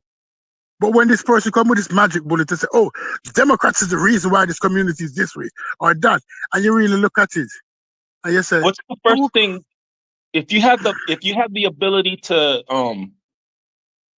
do something about what would be the first thing you do? Well, if I had an individual idea, as I said, what Brass said, was to refer to the financial aspect of it. Because my idea might not be the best idea. So I'm going to draw from the best people around me and listen to their ideas. And I'm going to copy it. But what I'm going to give them credit. Yes, because in the American society, money play a vital part in how and where you live. So if you can increase the financial level of individual. How do you do can that? move them out of areas. Move them out? Yeah. You can move them out of unhealthy areas. Communities are not restricted to an area. Move them out. And then within that area, you can develop it with the other people that are left. You said move them out. Yeah, because I believe that we have overcrowding in our communities. Move them where? America big. America big. Come on, Stu. Come America on. big. Them can live anywhere. Black people can live anywhere. Like that. Black people can live anywhere. And I'm not saying people. All right, let me change it because I said my English is not good. People can move to other areas, and people within that area. How about education? The ability to take your kids to any school you want. What is education? Define education to you. School, high school, kindergarten, college, to go any school you want. What about skills? Meaning, well, that too. Skills. Yes. No, yes. We like to use education. What about skills? Answer that one though. What about commerce? What about commerce? Wait. The thing that you're saying that what is important to you? What is important to you? You ask a single, but education. If I have an educated population without the resources to employ or to provide resources for those people to be entrepreneurs, what difference it make? What difference it make? I'm going to tell you. Yeah. Not only educated people, but very resourceful, and that's two things you're talking about. Now. Wait. You said one. You said one. You're using two examples. Well, you're not gonna let me answer though. Like that's all right. the whole So thing. You can use one. You said what is the one thing, and you're saying education. And I'm saying education. Right. Mm-hmm. And what did I say? I would use Brass' idea. What Brass is saying? It's a combination of stuff. No, you said one. You can't move the goalposts. You asked me what's the one thing I would do. So I'm asking you what the one thing that you would do. And you said you'd educate all your people. Well, I would give them the freedom to go to any education institution they want. And then afterwards, how do they get employed?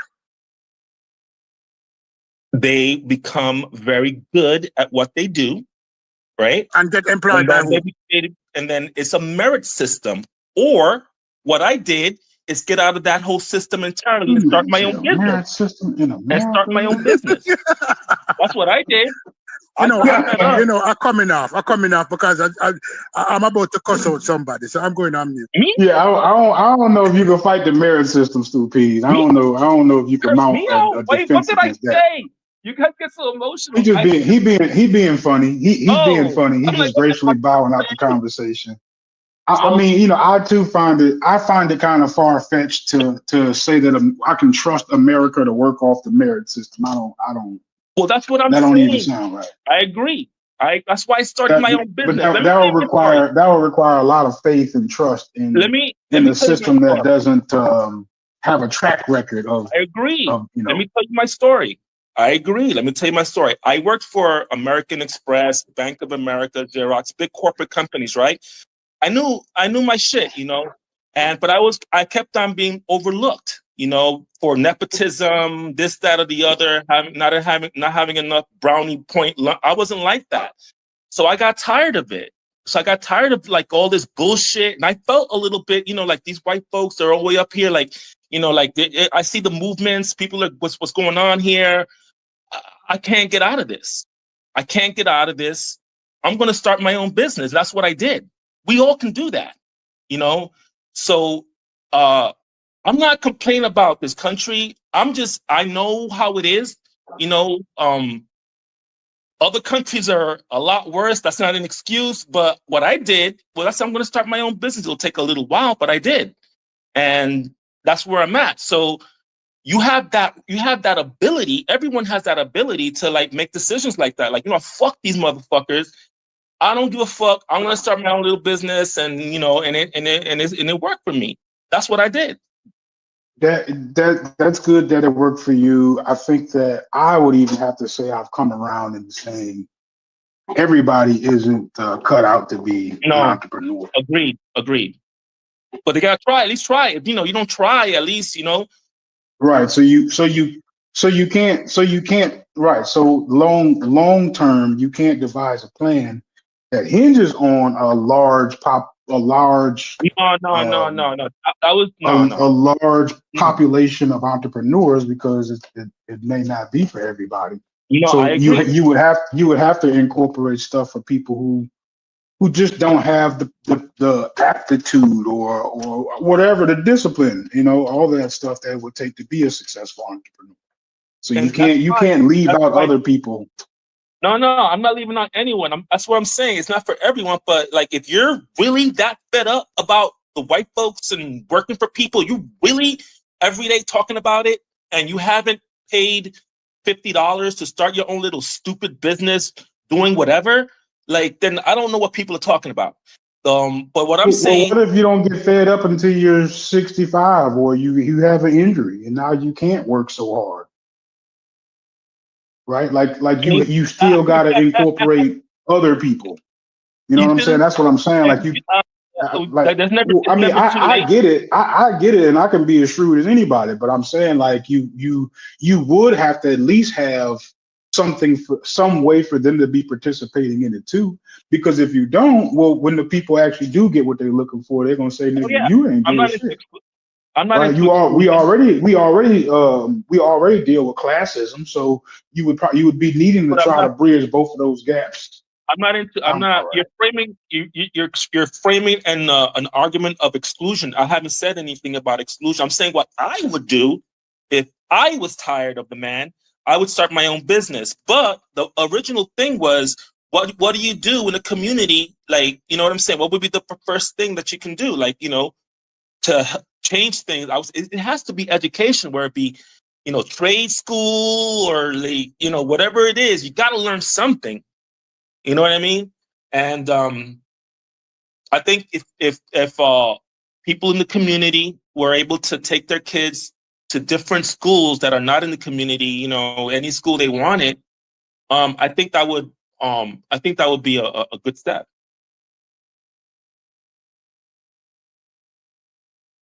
For sure.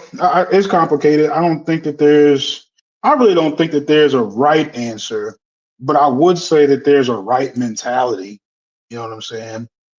Yeah. Because when the first time Stu Peace brought up W.B. Du Bois, it kind of was difficult for me to like listen to what he was saying.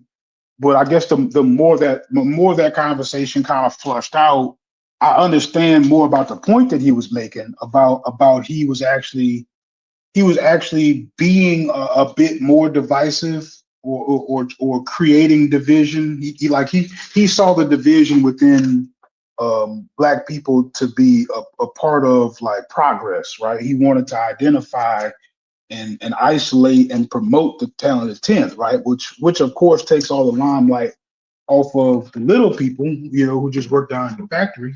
But those little people who work down at those factory, we need those people to support those 10, that 10%. We need them to also be behind it. So they can't be totally left out, or you'll just end right back up where you started in classism.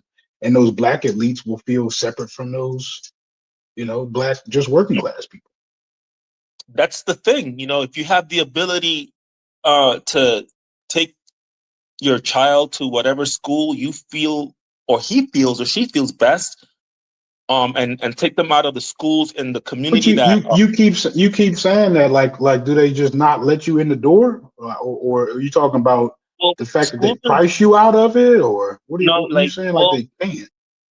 you're normally only allowed to go to schools in your district, like your area. What are you talking about? High schools? Schools, yeah, school, high school, any school. Okay, I'm thinking you're talking about college or something else, but go ahead. Yeah, so if you have the ability to move your kid from an inner city school that doesn't have a lot of resources for whatever reason, doesn't have the resources, and say, I want my kid in this school that has a lot of resources. I mean, I think that'll be a difference. I mean, I think it's gotta be an education, and we gotta start with the young kids, because the older guys are gone. They're not. Mm-mm.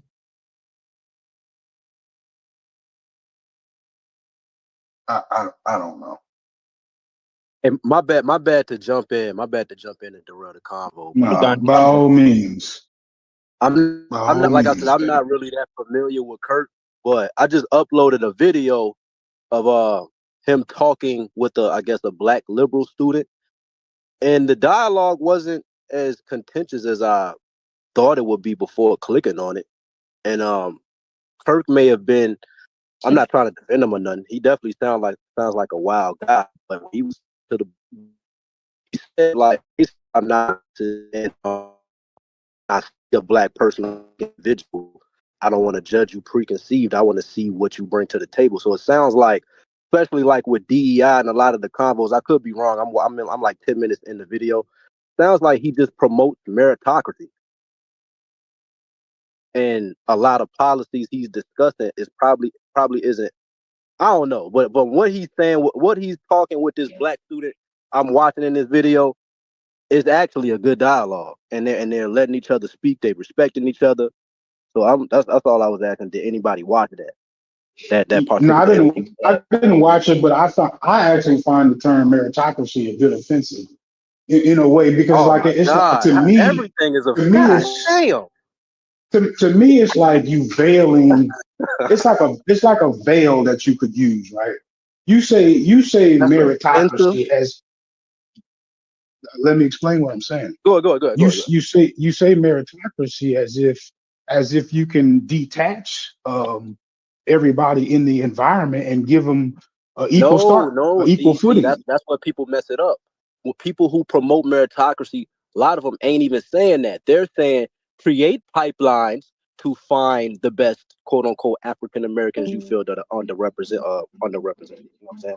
But ultimately, that person has to be there based off their merit and not having a quota.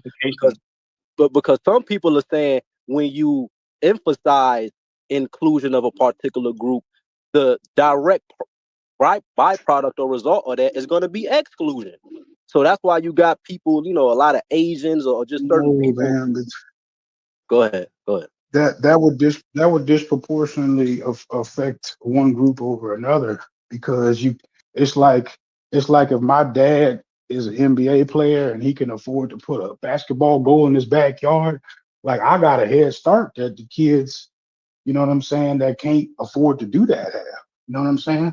Like you'll almost never be able to catch me if I'm taking that serious. You know what I'm saying? I just can get up more shots than you anytime I feel like. Don't black people do that as well? Though? But I'm saying, like in larger numbers, that works against us. You get what I'm saying? When you look at the larger population, they can afford to give themselves that head start and take advantage of that meritocracy in a way that we can't. No, I see what you're saying. I think a lot of people have basically never will when it comes to meritocracy. Like I think America as a country does need to emphasize, like, all at the same time. They need to create a framework that emphasizes meritocracy, because again, in education, y'all was talking about schools, middle school, high school. When you talk about the Department of Education and certain educators in certain states, they don't emphasize AP classes and outlier students and shit like that. They got this idea that everyone is the same. Take race out of it. Every individual is the same, and if you give them the same, whatever, they would be the same, and that's just not true, bro. It's just not true. So I'm saying, like, that thought that you have isn't wrong, but everybody that promotes meritocracy isn't going down the avenue that you're speaking of by not being unaware of these certain things that you're saying. They're just trying to create a framework saying, hey man, as America, we kind of leaning a little too far on the extreme if we not gonna emphasize, where, what I mean? That's so. No, I feel you. I feel you. I would just be concerned that the drivers behind meritocracy would be different drivers than behind equality. You can have or equity, for that matter. You can have meritocracy within a community. Right. I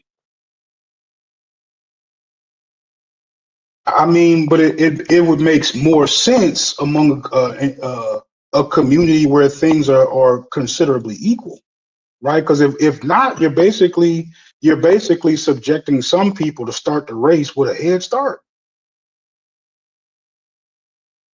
I mean, I don't like if y'all acknowledging that that's a part of meritocracy. Like, how could you like think meritocracy could be like work in your favor when you know predominantly we don't get this head start? I don't understand.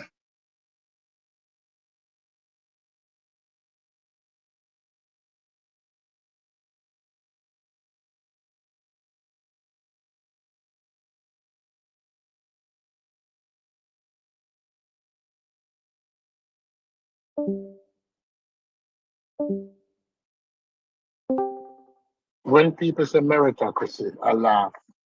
Meritocracy is a catchword.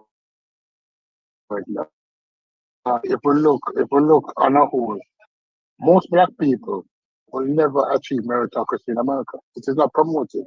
If so, black women will be in the highest position in America because Hello? black Hello? women is the most educated group. Can you hear me? Go ahead. Can you hear Yeah. me? Yes, Oh, I okay. can. All right. Black women, Okay, I'm sorry. black women I is think my the most educated group. So think my they would have signal all went of the out. highest. Did y'all hear any of that? No, Hello? we're Hello? just getting back. We're just getting back too. Damn. It wasn't just you. Okay. I guess Hello? Hello? Discord Hello? must have had a hiccup for a second.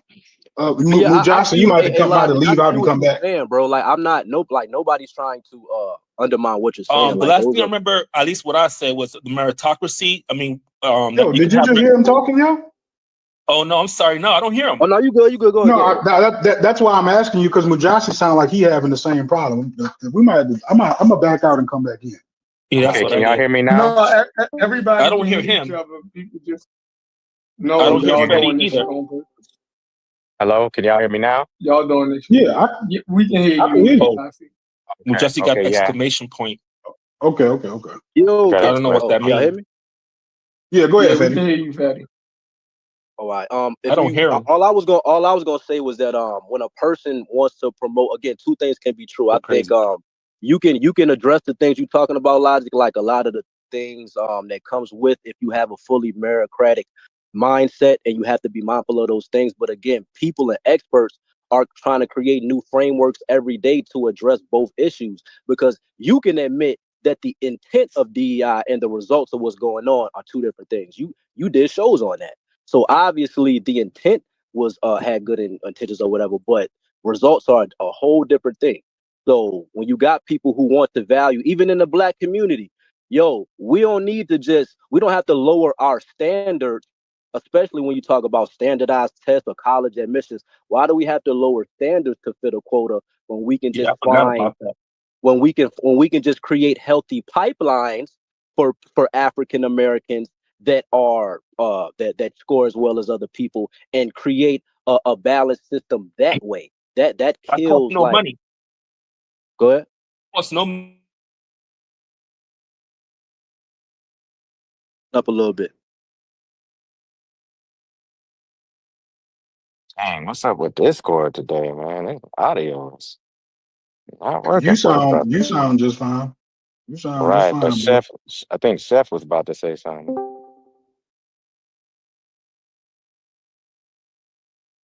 How do you see it Hello. unfolding, Mujasi? I feel like it'd be very difficult to convince me meritocracy works well for black or doesn't disproportionately work better for white people.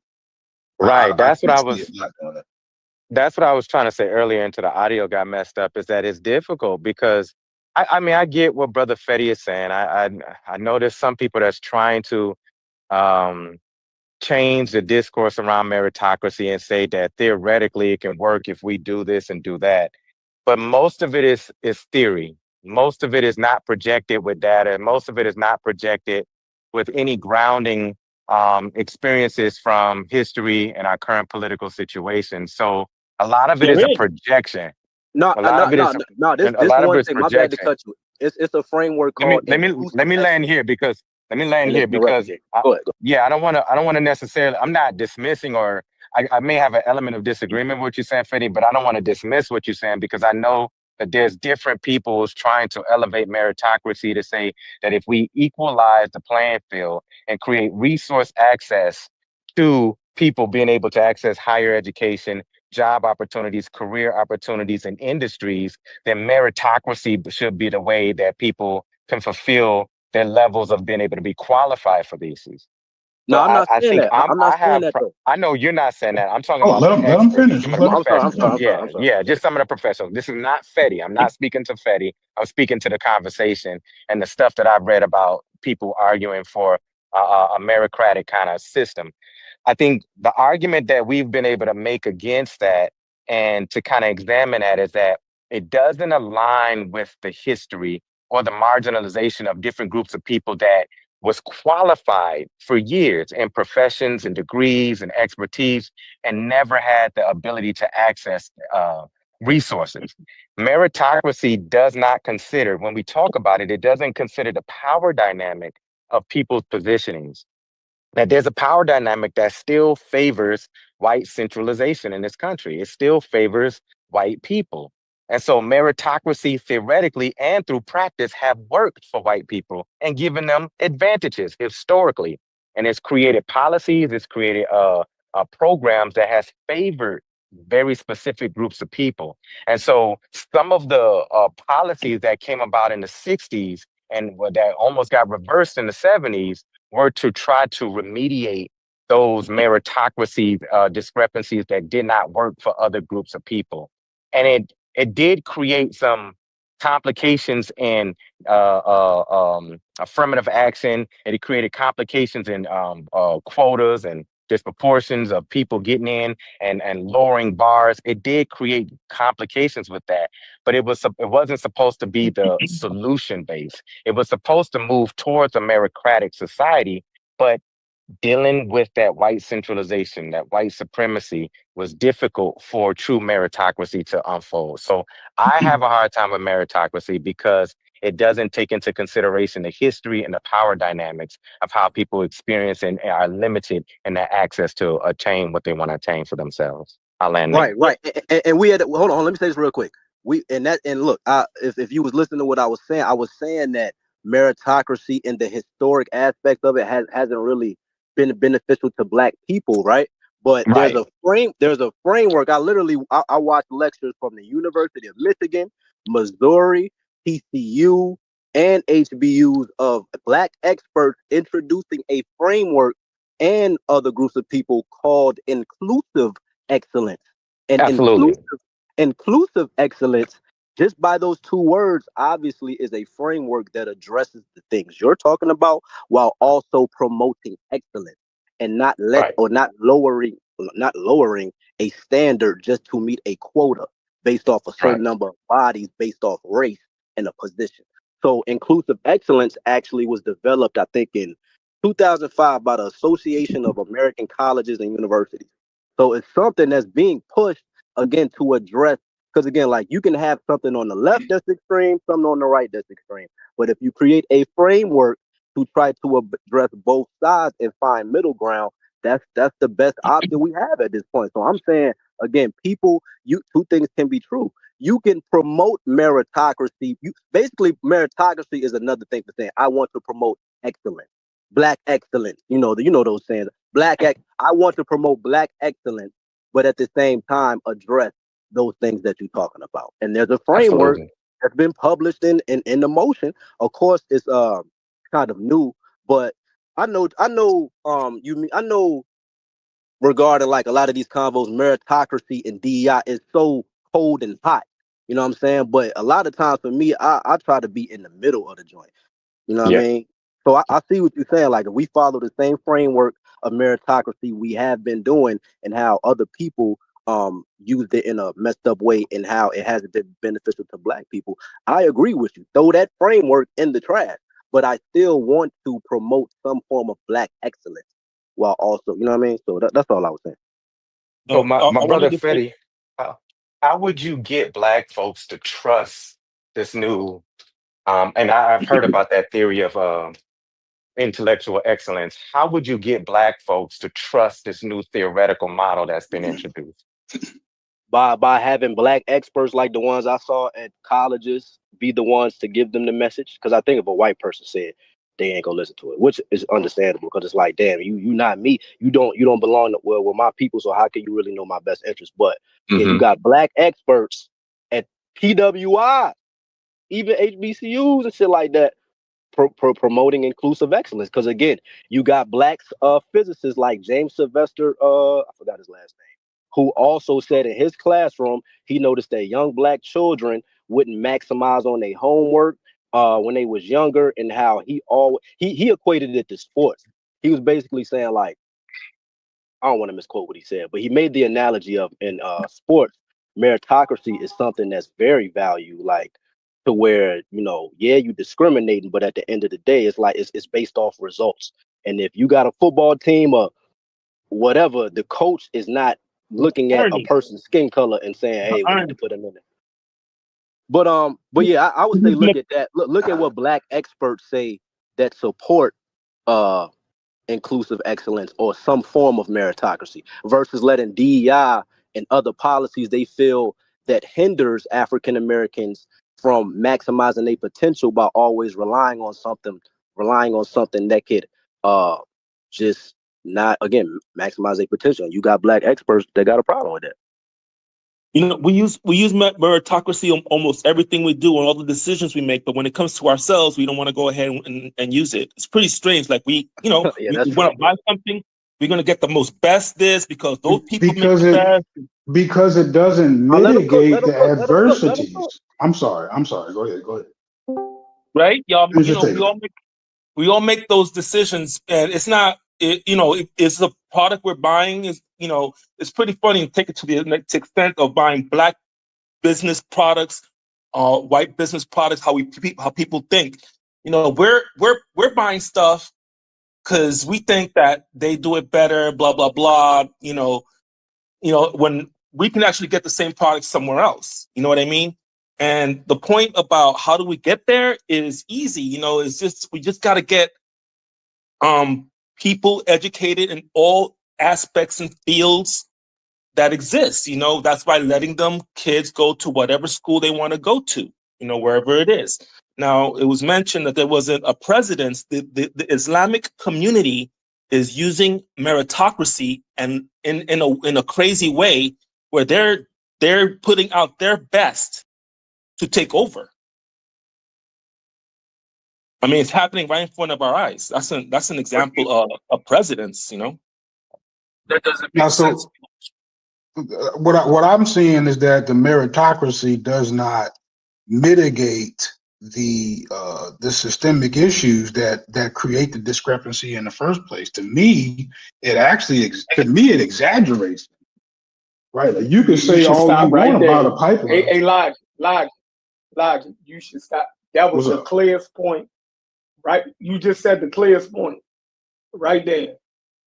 Like, say that again. Just that we agreed though. We said meritocracy hasn't worked, the framework, and we got to change it. I thought we agreed. I literally said everything Logic said is right and exact, and you have people that is emphasizing the points he's talking about and the importance, even in a culture or just America at large, to promote excellence. So you can address both problems and create a framework based off that. So I agree with Logic. I agree with him. I don't can move past what Logic said though in good faith. He said meritocracy, he doesn't see how it could benefit black people, especially when you incorporate historical things. I said all of that. That's not what I said. Right. I got really specific that time. Yeah. He's not a believer. Go ahead. He said there's disparities already in the system. So a meritocracy won't work for the people at the short end of the stick right now. Yes, it just wouldn't.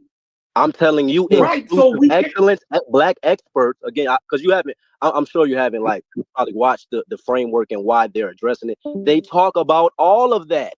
It's called inclusive excellence. It's addressing what you're saying.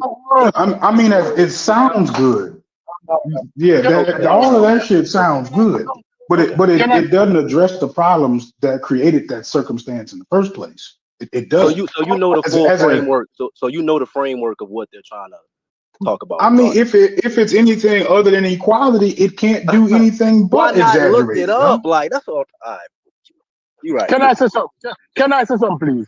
Thank you for giving me. Say it. Because, you know, Sheffrin, one cuss out per week, please, and I do it already. When a black man promoted meritocracy, I knew that he's brainwashed. Because Here we go. This nigga always take it easy. Take it easy on my guy Fetty, yo. Take it easy on. He never address. I be cooking this nigga all the time. Let me take it easy on my man Fetty, bro. We gonna devolve the conversation for no reason. I mean, we put I'm talking to Stu P. I'm trying to get Stu P to chill. Like we don't have to say it like that. We don't got to do that. My apologies. Meritocracy has never worked in the black community. Never ever worked. My uncle came here in 1975. He got a job at Chase Manhattan Bank.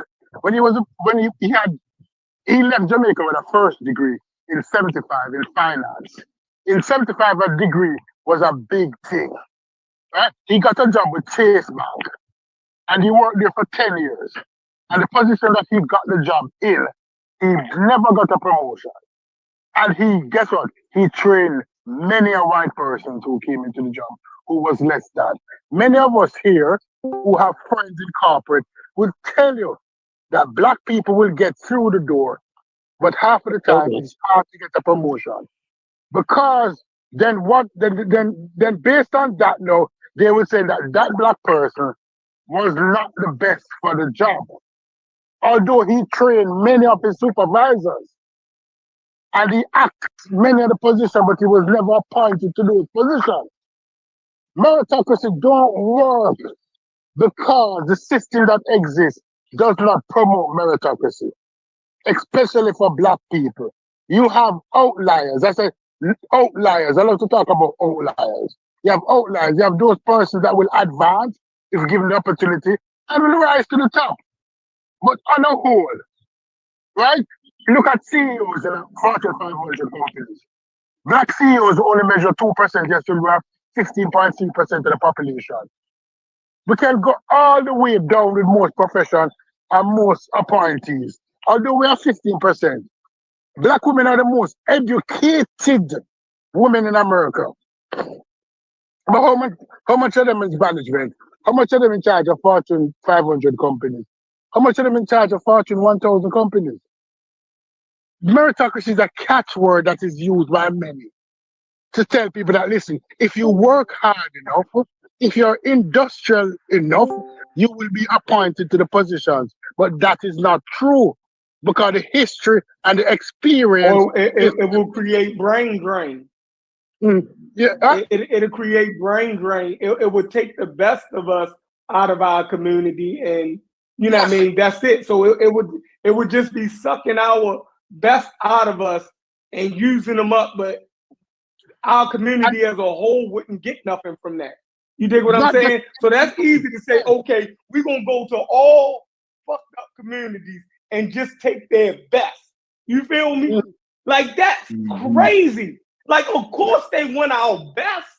Of course they want our best to feed their motherfucking meal. Like, why wouldn't you? Yeah, how does that benefit us? Right, well, can I say something very quick? Instead of really fixing the system. That guy's part of a community. My bad. So let me get this out. Let me get yeah. So when we're talking about structural things that will fix it for the majority of black people, right? So the pipeline can be open wider for more of us to get through, not shrinking the pipeline so only the best of us get through, then the rest of us is just stuck in shit. So when Tony was talking about the school-based choice, you know, or that where if a parent can put their child in another school, they should have the opportunity to do that. But the parent that don't have access to move their child across the city every day to go to a school, you know what I mean? Then the other kids got to stay in the fucked up school. So only the ones that have the availability or the access You know what I mean? So you're saying we're not going to fix the problem for everybody. We're just going to allow the ones who have access, you know what I mean, to get better. That's fucked up. It's not like that. But that's what I'm saying. But It you gotta is. think about DEI though. Like I think y'all confusing what DEI was for. DEI was not to give people positions just because of the color of their skin. So when I heard that, that's what made me come up here because I'm like, nah, that's not what DEI was about. That's not how DEI works. They didn't just give out random, you know what I mean, jobs because a person was black. No, you had to be qualified. What it did was it opened up opportunities for the people who were qualified to actually be examined and to be given a chance to do the job that they are qualified for because of the fact that meritocracy was only working for a certain group. It wasn't working for everybody. So meritocracy, they wasn't paying no attention to what black people were capable of doing. So therefore, black people weren't given the opportunity to even try those things. So that's where DEI came into place. The thing that messed DEI up, well, I won't say that messed it up, but the thing that people pay more attention to is the fact that it helped more women than it did black people in general, because it wasn't necessarily set up just for black people. It was set up for people who have might be disabled. It was set up for people who might be older and still want employment and stuff like that. So it wasn't just set up to benefit black people, but it was set up in order to give black people an opportunity to showcase what we know. Thank you, brother. Thank you, brother. You're right. And then people get believe that when they hear DEI, they almost say, "Oh, it's unqualified people getting the job." That's not true. It's qualified people would not get a second look if it was not for DEI. But then we buy into the bullshit that was sold to us, the propaganda that that's a DEI person. Up until the point now that black exceptional soldiers' pictures are being removed from the Pentagon archives on the web because it's insinuating that these soldiers who perform feats of valor were unqualified. Be careful with the propaganda that you buy into, because DEI don't mean that. DEI mean that the qualified black person would never get a second look, got the opportunity. That's what it means. There's a difference between intent and results. Can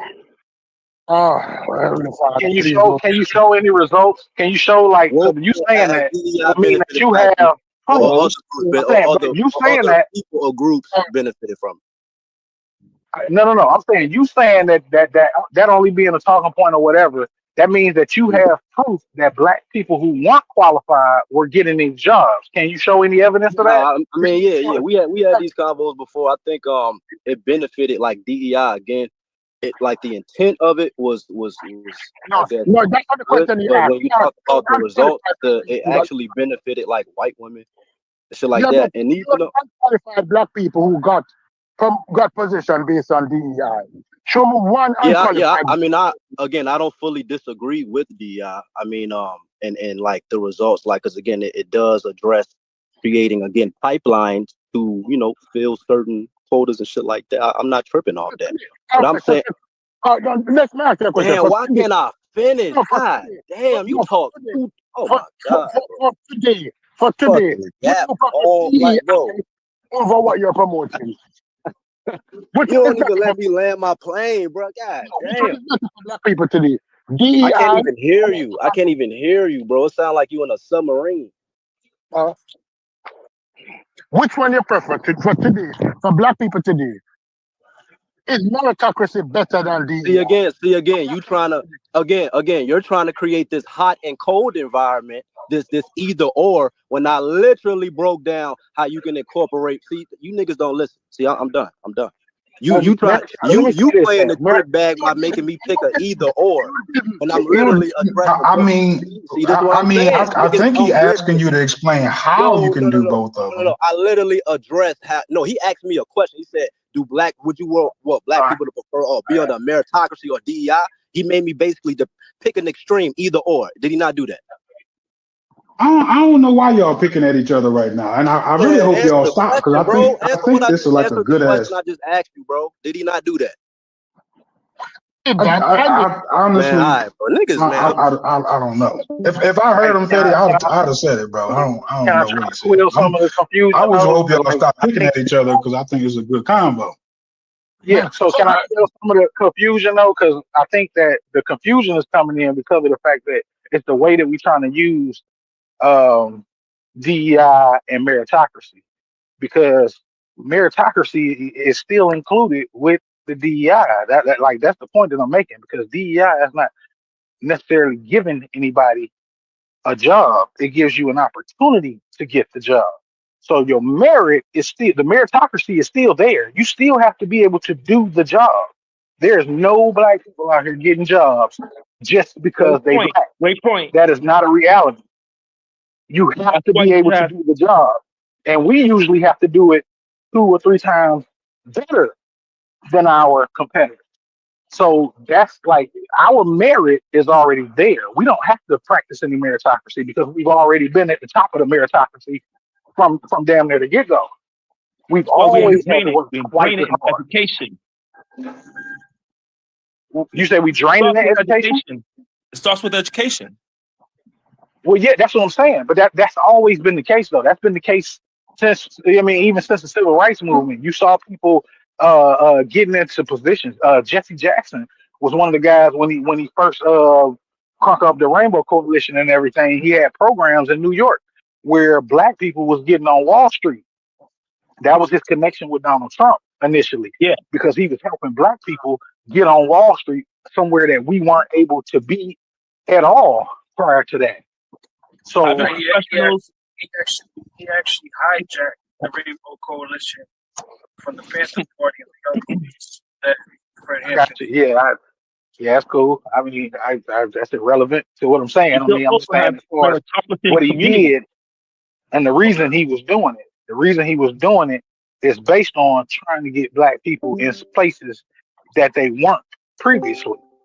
So, like that's why I say like meritocracy and the DEI thing is not separate, because black people, even when hired through a DEI program, still had to show and prove that we could do the job 2 to 3 times better than our competitors.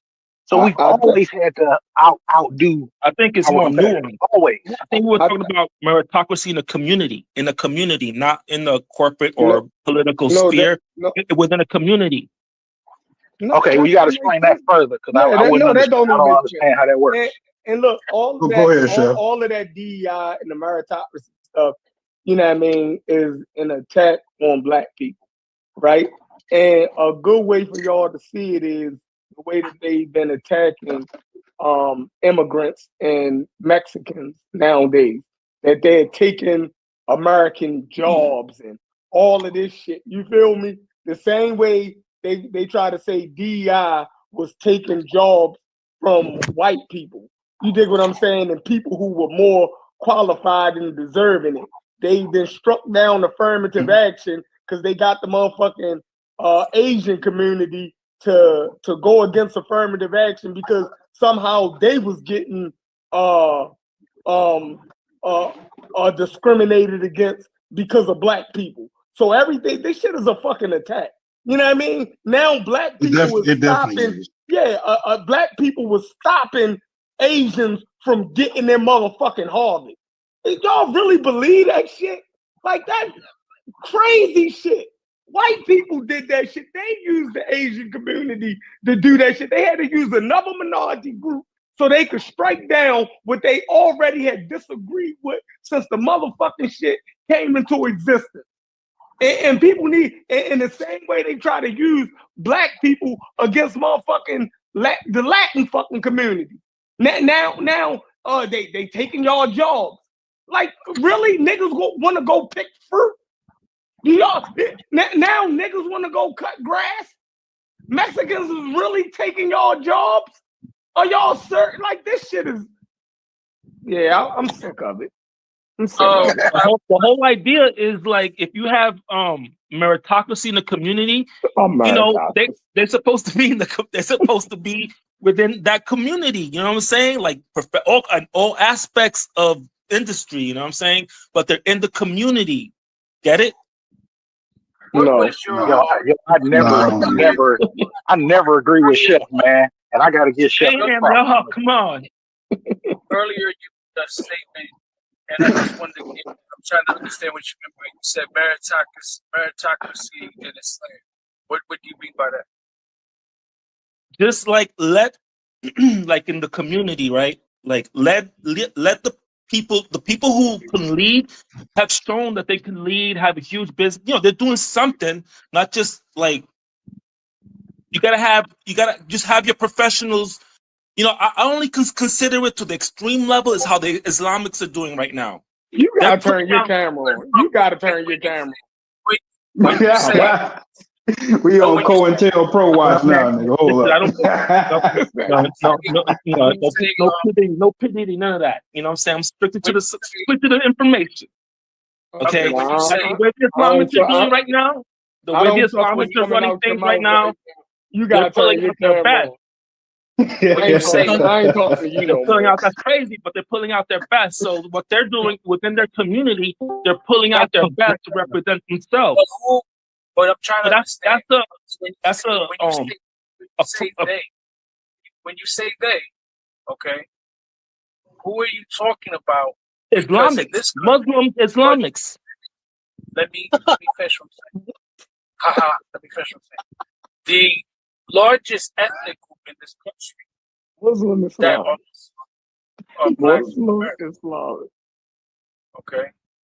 So when you say Islamist, there's technically no such thing as Islamists, but what ethnic, are you speaking of a specific ethnic group? Are you talking about Arabs? Are you talking about people from Bangladesh, people from Pakistan, people from West Africa? I don't really give a fuck where they're from. They're bringing in that Sharia Islamic bullshit. That's what I'm talking about. The point is, they're trying to do that. You're trying to switch. You're trying to way to bring that home. Go ahead. I'm not trying to switch anything. It's just that I'm listening to a conversation. I've been quiet. I heard something, and I just asking a question, and I'm trying to give you clarity on something. So when you say they're trying to implement Sharia, now I'm asking the question: who? What Muslim? Be specific, because there is. I'm not going to get specific. Here's why: because it's going off the rails of the point of my conversation. You're taking it off the rail of my conversation. You're not going to be able to do that with me. So that was not the original point that I was trying to put here. Listen to me. Stop talking for a minute. Let me talk now. I'm just going to be done in 30 seconds. Okay, just 30 seconds. All I said, but you asked it 3 times. Like, you know what I'm saying? I wear glasses and I heard you. Was he finished talking, yo? Like I'm trying to answer. But he answered the same. All right, but ask a 4th time. Let's lay something else straight. I'm trying to be very calm and patient and not be an asshole and flip out and then I'm the crazy fucking spit in the Discord. All right? I'm just having a conversation. I'm trying to understand, and at the same time, there's a reason why I'm trying to give you clarity, because you're speaking about something that I know about. This isn't something I read in a book. This is experience. So, trying to understand who is trying to usher forth Sharia law in America when, under a Sharia law, the Muslim would not be trying to usher in a Sharia law because there is no Khalifa, there is no Amir, there is nobody of that position in this country to do so when they believe in respecting the laws of the land. So are you talking about fanatical extremists? Because if you're talking about that, then they're not Muslim. Those are what you call Khawarij. Those are extremists. He said Muslim Islamists. So then you're talking about what people will call extremists. They're extremely retarded. And it wouldn't happen and it couldn't happen. It would be very problematic. So that's not anything to be fearful of. That you see some people in thobes and beards and kimars that they're trying to take over. That's very odd thinking. That's generalizing a group of people. I'm hearing the conversation about black people and stuff and society, just says it's insanely retarded to categorize black people. It's insanely retarded to categorize and have a phobia and a fear of something you don't know about. That's the point I'm trying to get at. That's just like. Let him tell you about the Muslim Islamists, though. So let's hear about. Let me hear about this. The Muslim Islamists. That's all right, crazy. are you done? That's like saying the Christianity Christian. Are you done? Go ahead. Tell us about the Muslim Islamists. Go ahead. I'm not going to answer. You did the whole thing. I'm not even going to address it because that's not my point here. You're trying to derail me, and you're not going to be able to do that here. I told you that already once or twice. I'm gonna go silent so you can ask me. So you mentioned the Muslim Islamists for no reason. So you derailed your own. No. I did mention it for a good reason. Can you put Cuban on like pause? I just want to answer his question. He doesn't let me. Let me go in the corner and let me get my rice and beans and be quiet. Yeah, my whole point was the way the politicians, Islamics, they're coming in and they're like they took over London already, and they're putting out their best forward to do these things. They're using a form of meritocracy within their own community to do what they're doing. So what I'm saying is, it's working for them. I mean, so I don't understand like how not like using some form of meritocracy within a community, any community. I think all communities do it. And the meritocracy will get the best out there, for the community. I don't see how that wouldn't be positive. Can you break down like what they're using as far as the meritocracy? Like I keep hearing you saying meritocracy over and over again, but can you give us examples of what they're doing exactly? They're best educated, the ones that have shown proof what they've done. This is not only Islamic. This is any communities. They bring out their forward to represent themselves. Right, but represent in what way? What are you saying? Politically, financially? I don't understand the plan that you're saying that they're using. As a spokesperson, as an attorney, as a geneticist for their people, just all sorts of different ways. But that's what I'm saying. Like, I still don't get how you're trying to differentiate, because all people use the best of their kind. Like, if I want a doctor, I'm not gonna go to the guy on the block. I'm gonna go to the hospital. I'm gonna go to where the people who have experience are. You and I, we agree. We agree. We agree that the black community, you can use it a good way or a bad way. Our community doesn't. I don't know. Well, do you think we're using it the proper way within the community, not in a government? There is no. Well, that's what I'm saying. There is no like no like bucket of a community. Like we don't have. We have a very spread community when you talk about the black community. There's no we have blocks, we have brother. We are 40 million people spread out all over America. All right, the majority of black people in America live in the South. All right, so if we want to break down community, then we have to start talking about what is a black community. Because for one, in Atlanta, where I live, we don't have projects anymore. So therefore, they don't isolate. Black people aren't isolated to one area, one particular spot. So when we say community, are we talking about an area, or are we just talking about people that passing by each other and whatever? You know what I mean? It's different sides of Atlanta. I live on the west side of Atlanta. And there are people on the east side of Atlanta that I might not ever come across. So that's my point. Like, so how are you saying do it? Are you speaking like, let me just throw something out there and maybe you'll agree with what I'm saying? Like, are you saying like if we do it politically, we should find the most politically astute No, I agree. We should individuals. define what community is, and I think Stu Pease would love to define that because he said that something about we need communities, so or like neighborhoods. So maybe Stu Pease could add a little bit of information on that. Better, Stu Pease talking. Better if the white supremacists that you listen to did say something, you could regurgitate it verbatim. But when a black man says something, and a black man inside this room is talking to you, you dismiss everything that they're saying. Yet still, you've been spitting out, vomiting white talking point all day. You sound just like the dude who got shot. But if a black person says something in this room, you dismiss it. You don't remember it. But you can remember every white talking point. Everything I hear you saying, I'm listening to you carefully. But through next week, Monday, I want you to come on.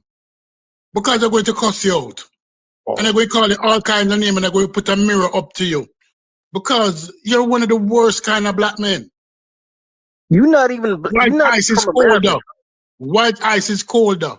That's the kind of black man you are. But go ahead. Next week, Monday. I'm black first. But next week, Monday. Monday coming. 4 day time, I'm going to hold a mirror up to you. Because you are the greatest of the assholes that ever existed. You come in here, I espousing. I don't know what you look like. Anybody who hiding behind a picture, everybody know what I look like. I'm short and fat. I'm old. I've lived a long life for everything that I've done. But you, I don't know what you is. I don't know what you is. And it's scaring me because you're not unique. If you were unique, it wouldn't bother me. But it's scaring me because there's a lot of you out here. Unhinged. You're gonna go past it on a week, Stu Pease. Be careful. You're gonna go past it. This moving conversation backwards. Yeah. That's what scares me because Yeah. Unhinged. You're unhinged. Relax, bro. What are you getting so excited about, bro? This is about information. You're scared. You're this. You're that. I don't even come on here, dude. Like, relax. Well, I think the issue. Is that again. If you were next to me, you wouldn't talk to me like that.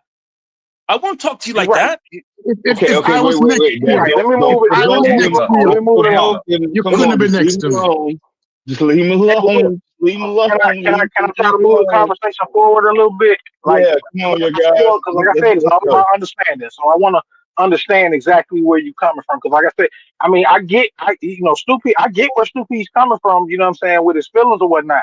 And I didn't want to come up here, even though I was listening, I didn't want to come up here and actually, you know what I'm saying, like, go straight off of it. But I feel where Snoopy's coming from. Because, like, the stuff you were saying, it's kind of like, where in the hell did he hear that from? You know what I'm saying? Like, who taught you that? Like, you know what I'm saying? So all black people don't. I get all emotional and all crazy about it. Like, relax. Like, I get it. That's what I'm saying. Right now, you're in a little fishbowl, and you're not used to different opinions. I totally understand that. No, I'm used to all kinds of opinions. I'm just trying to figure out what yours has to do with black people and the progression of black people. So if you can, like, and that's why I'm asking you trying to derail the conversation to something else.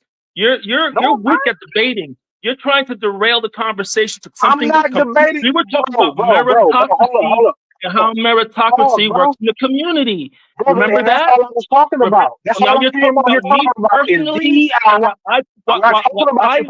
offer to the black community. I raise my children, man. Get the fuck out of here. You don't know who the fuck I am. Okay, calm down, bro. Calm down. I didn't talk about you personally. I'm not talking about you personally, bro. You stay on topic. I'm trying to help you. Brother, you're trying to crash out right now. No, you're trying to make me look like some villain here. Like, we were talking about meritocracy and how it helps the community. Why don't you focus, man? Okay, all right. Well, you got that out your system. Now, let's go back to the conversation, okay? So we're talking about meritocracy and DEI and all that type of stuff, and you was telling me about how other people, other communities do it and make it work for their community. So I'm asking you to break it down for me. Are you listening to me right now? I'm actually going to listen for the next couple of hours. I'm going to actually start listening like the way I usually do. I hope you don't mind.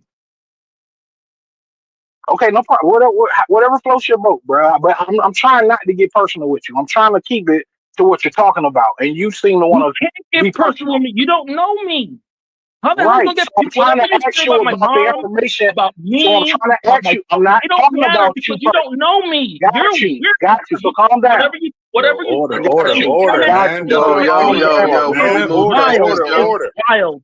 You're in a fishbowl. You think that things that you say over the internet affect people? It really don't. Super emotional. It really don't. You need to I'm trying to talk to you, bro, and you being real emotional. Let's get back to the topic, bro. Like, I don't know what the topic is, but this ain't conducive to nothing, man. I just broke down what the whole topic was. I just broke it down. Like I just talked about the DEI and everything that meritocracy. I'm trying to figure out how that works in his eyes, and he's having an issue explaining it, so he's getting upset with me. And I don't understand that because I'm being very patient with you. I haven't called you out your name. I haven't done anything disrespectful to you, bro. You ask him a direct question again, so we. I didn't call him anything. You don't need to do the ad hominems just because a person. I didn't call him anything. We didn't have people pull ageism saying that because he's not over 30 years old, he can't talk on certain issues. Now I didn't say any of that. What are you talking about? Charlie Kirk. You said that you was almost about to agree with Stoopies, and you came on here because he was sounding all weird. And stuff. Like we don't need to talk to each other like that. We all men. Bruh, I'm giving you my opinion. Men give their opinion. I can do that. If I didn't call you out your name, then you being fucking sensitive. Like I can come in and I can get all reckless and I can talk all wild and all that extra ass shit, but I'm not doing it. I'm actually trying to have a conversation. Like y'all gonna end up going left, bro. Like you got a question for the man. Question. Y'all niggas keep bending the question. I'm trying to see what does meritocracy have to do with the progression of black people. It's that simple. The fuck are y'all talking about? Can anybody answer that? You got an answer for him? Anybody? I just walked back in. I'm just trying to get it back in order. It sounds a little chaotic in here. That's because niggas getting emotional instead of answering questions. Well, man, it sounds like nobody got an answer for you, but that don't mean y'all ain't got to yell back and forth, though. Niggas don't want to say that. But I wasn't yelling. I was literally just talking to this brother. He started yelling and getting emotional. I'm just talking. Him and Stoopies went back and forth. I tried to get in between that so we could go back to the conversation. But now it seemed like the conversation is really what's targeting this whole thing right now of this whole crash out. So I'm assuming that the question can't be answered and it was just a whole bunch of gibberish coming out just for the sake of saying some shit. Because when I asked y'all about how this shit works, don't nobody got, I don't know shit, other people did it. Well, how did they do it? So we can fucking incorporate this shit into the conversation.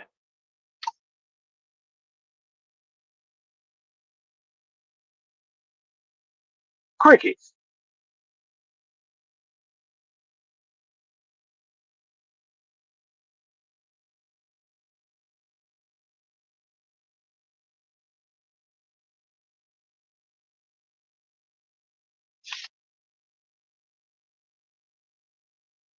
Y'all gotta do better at this, man. Because this is bad. But y'all said that this was for black people to come on, or people in general to come on and have these conversations or whatnot. But as soon as you had a conversation, it seemed like if you ain't the head of the conversation, then niggas get upset and mad and stuff and fight and shit. What we doing?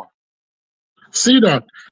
My apologies to cut your conversation. My apologies. My sincerest apologies. But when people or everybody here at one time or the other in this room, let me see, the most people here I have seen what they look like. The ones that I don't see what they look like has never been just using white supremacist talking point verbatim. They have never been doing that.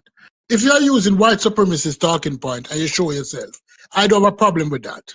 But if you're in the background and you're coming directly from the Hodges twins or the police officer or the dude who died, and everything you're talking about is exactly what they are saying, right? the anti-Muslim in England, because England got this Muslim prime minister now. No, London got this Muslim mayor. So all of a sudden now, oh, the Muslims are taking over London. The Muslims are taking over England. We can't afford that to happen. It's because they have their version of DEI. Once you start listening to people and you realize what they're talking, they're espousing the same talking points, but they're doing it behind an avatar. The same hate speech. But it don't disguise. We're not calling anybody niggers anymore. And all different kind of names. But we're using other words. Right? Because DEI now became a racial terminology, meaning unqualified black people. Nobody can disagree with that. That's what it was being used for. Oh, DEI higher. And we all know that all it did was open a door. And we did not benefit the most from it. But we did benefit. And then when people start talking about meritocracy, where in America? We don't own the businesses. One or two of us fight and reach the top, yes. But any black person will tell you that. Other people were there with them that were black at the lower level. And they were passed over. Because you're going to be the token Will Smith, right? We can name the black actors. First you had Eddie Murphy. No, before Eddie Murphy, you had the comedian Richard Pryor. And he was a big movie star. He and Eddie Murphy could be two big movie stars. But no, when Eddie Murphy rise to the top, Richard Pryor had to go down. Then after after Eddie Murphy, Kevin Hart, or whoever it was, Cat Williams. We never have 2 or 3 or 4 in prominent position. Yet still we are more talented than them. But if you listen to meritocracy, the white comedians or the white actors or the white actresses are better. That's why we have so many of them being called movie star. They use movie stars when referring to white actors and actresses, and movie star when referring to black people. But we live in a meritocracy, or we want a meritocracy. When you watch Big Bang Theory, and you really watch that show, and you look at it, and you say, how is it that this show started out where all of these actors play characters that weren't shit? Penny worked at the Cheesecake Factory. The other girl worked at the Cheesecake Factory. And by the end of the series, she was some big biochemist. One person win Nobel Prize. They all had big jobs. All the white people in that show had big jobs. But the Indian wasn't shit. The Indian in that show wasn't shit. The Indian dude who was in better position than all of them. His father was a millionaire. He lived better than all of them. But by the end of the series, he's the no-shit character. Right? The girl who married to the Jewish guy, she used to date a basketball player, Rick Fox, in the show. Because I started watching the show before I started complaining. I said, this is bullshit. How a girl moved from Rick Fox, 6'5", good-looking guy, to that little Jewish guy that looked like a geek? That's not realistic. But what they promote all the way is that white people will always touch the stars. While black people, if you watch Girlfriends, the show with Queen Latifah, why her magazine never become #1 in the country? Living single. It's what they promote. It's what they promote. But when you use these talking points and talking about, oh, if black people work hard enough, all of us would be, no.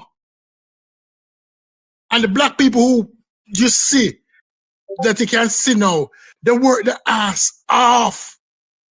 They work their ass off. The scientist guy, Tyson, whatever his name is, he's not the only black scientist. But he has to show that he has an intelligence level that he can understand so many different things to get notoriety. Neil deGrasse Tyson. But everybody's going to say, oh, meritocracy. If black people work hard and if we're educated. We did the school thing. Because we had more black people enroll into colleges than anybody else. We did it.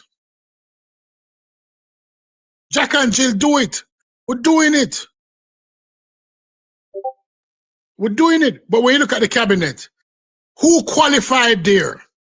Is that white people pushing meritocracy? But when you look at Trump cabinet, anybody there deserve the position that they get? Based on the education? RFK. The minister, the Secretary of Defense. We can go down the line.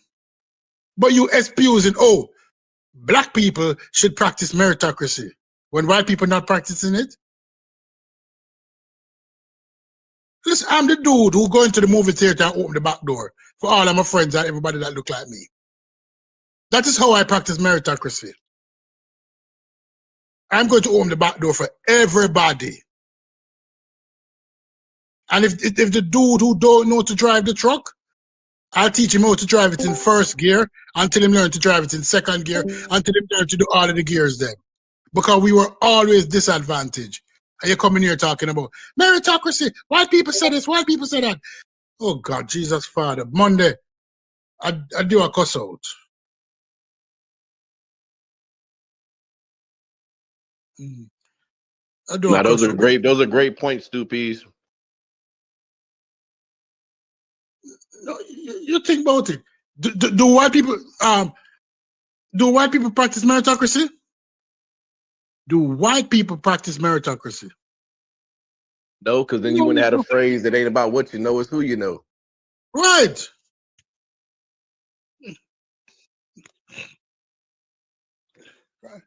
So we're at a disadvantage already. All of a sudden, oh, get yourself educated. Go and get educated and come back.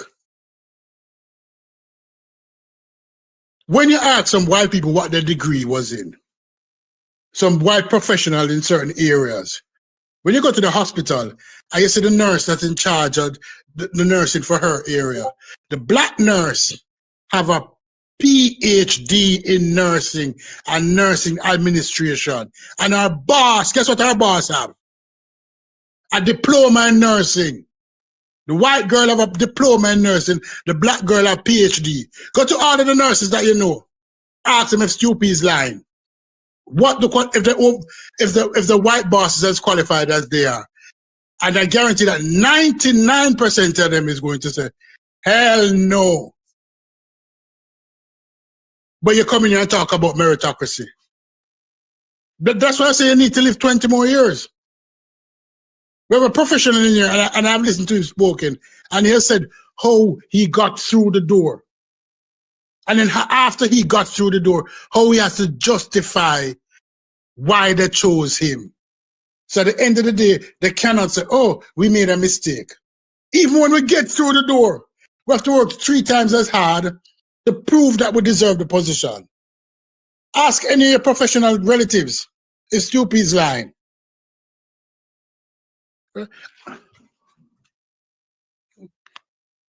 Ask them.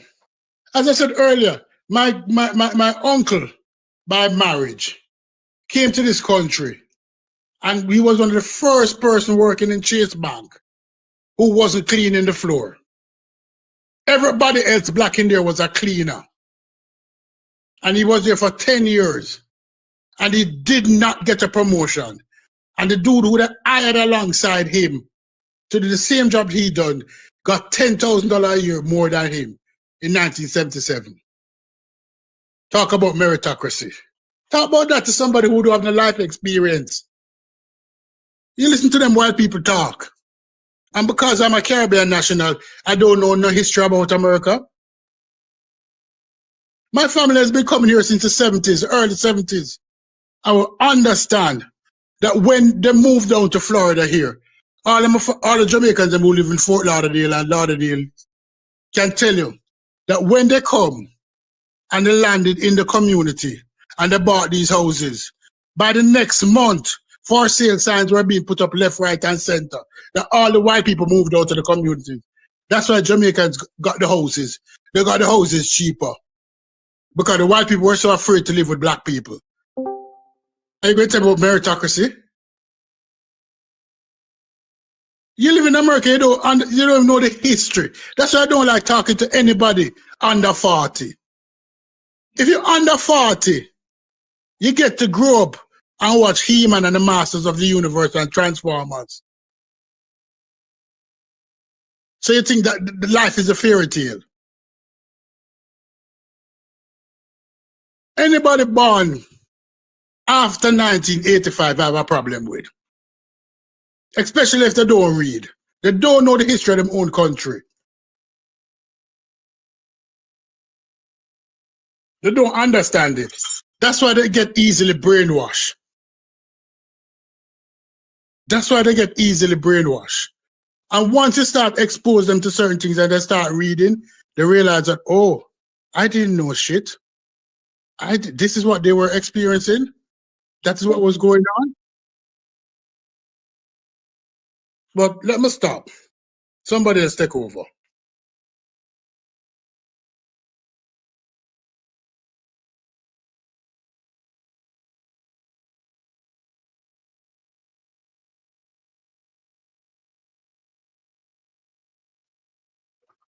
Well, I hate to say I agree with you, stupid again, but you know, I want nobody to rage on me right quick. But I do, but I agree with everything you just said, bro. Like for real.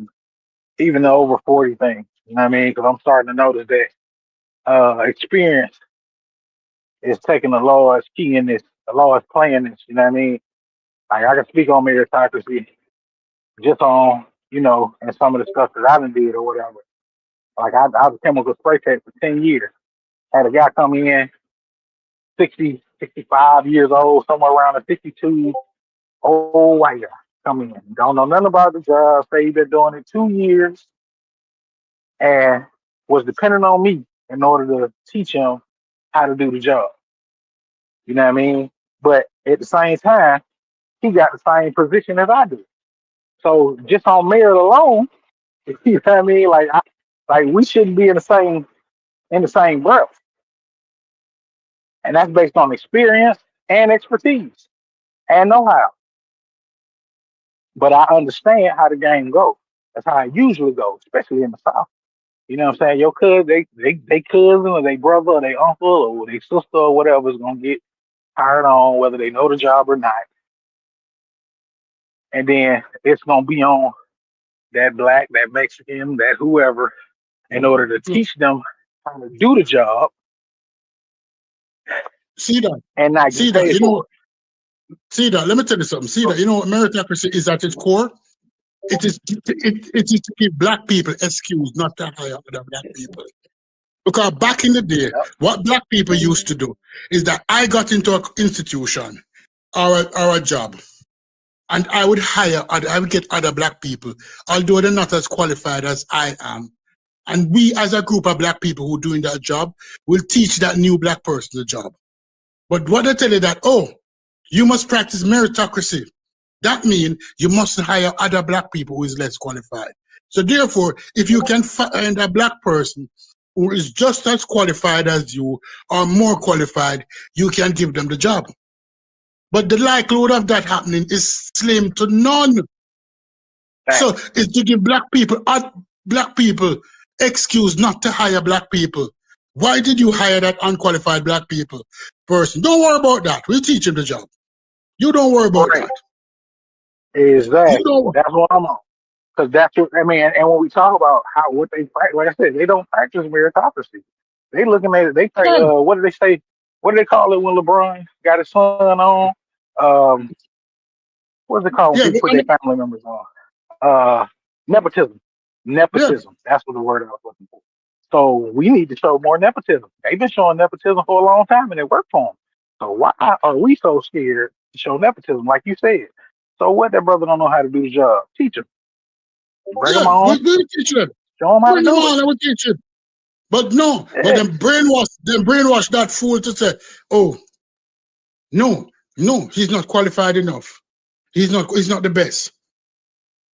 No, that's how we open doors for people. That's how black people have always opened doors for people. That once you get in, as long as the dude willing to learn, you talk to him, you know him good, you go to the boss and you hype him up. They say, yeah, man, him good, him all right, man. Him go, all right, me responsible for him. And then you bring him in and you teach him, say, all right, do this, do that, start out at this, start out at that. Any problem you have, don't go to nobody else. Come to me, or Devon right there, so, or Samson right there. So them two man there, three are gonna look after you. Within 6 months, you think you're out there 10 years. Because we'll bring him up. We'll bring him up. That's how we do it. That's how black people have always do it.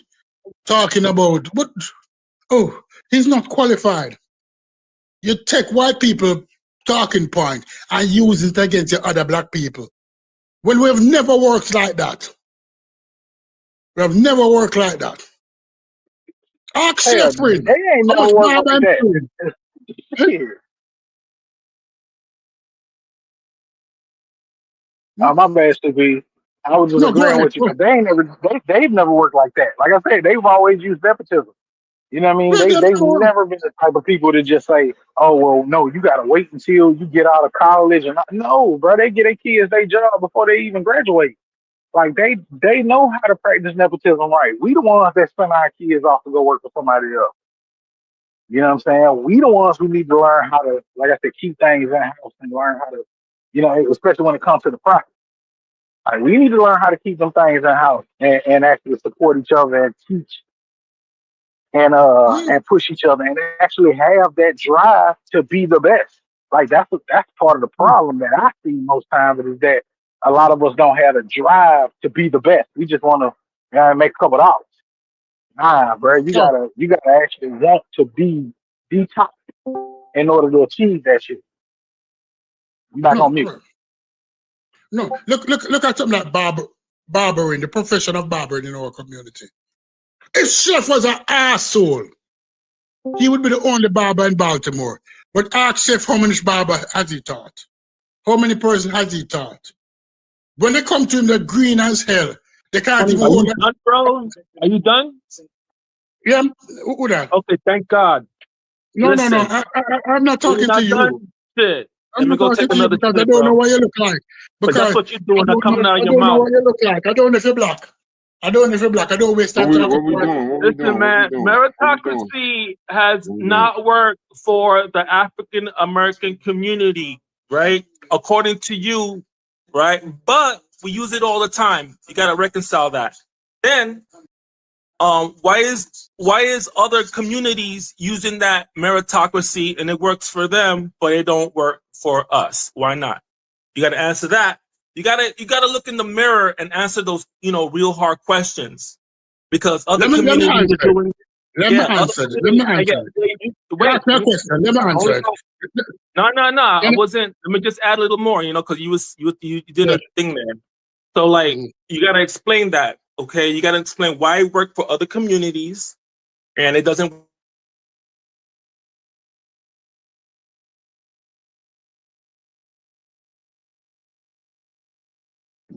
Can y'all hear him or no? Nah, Yahweh got him. Yahweh cut him out.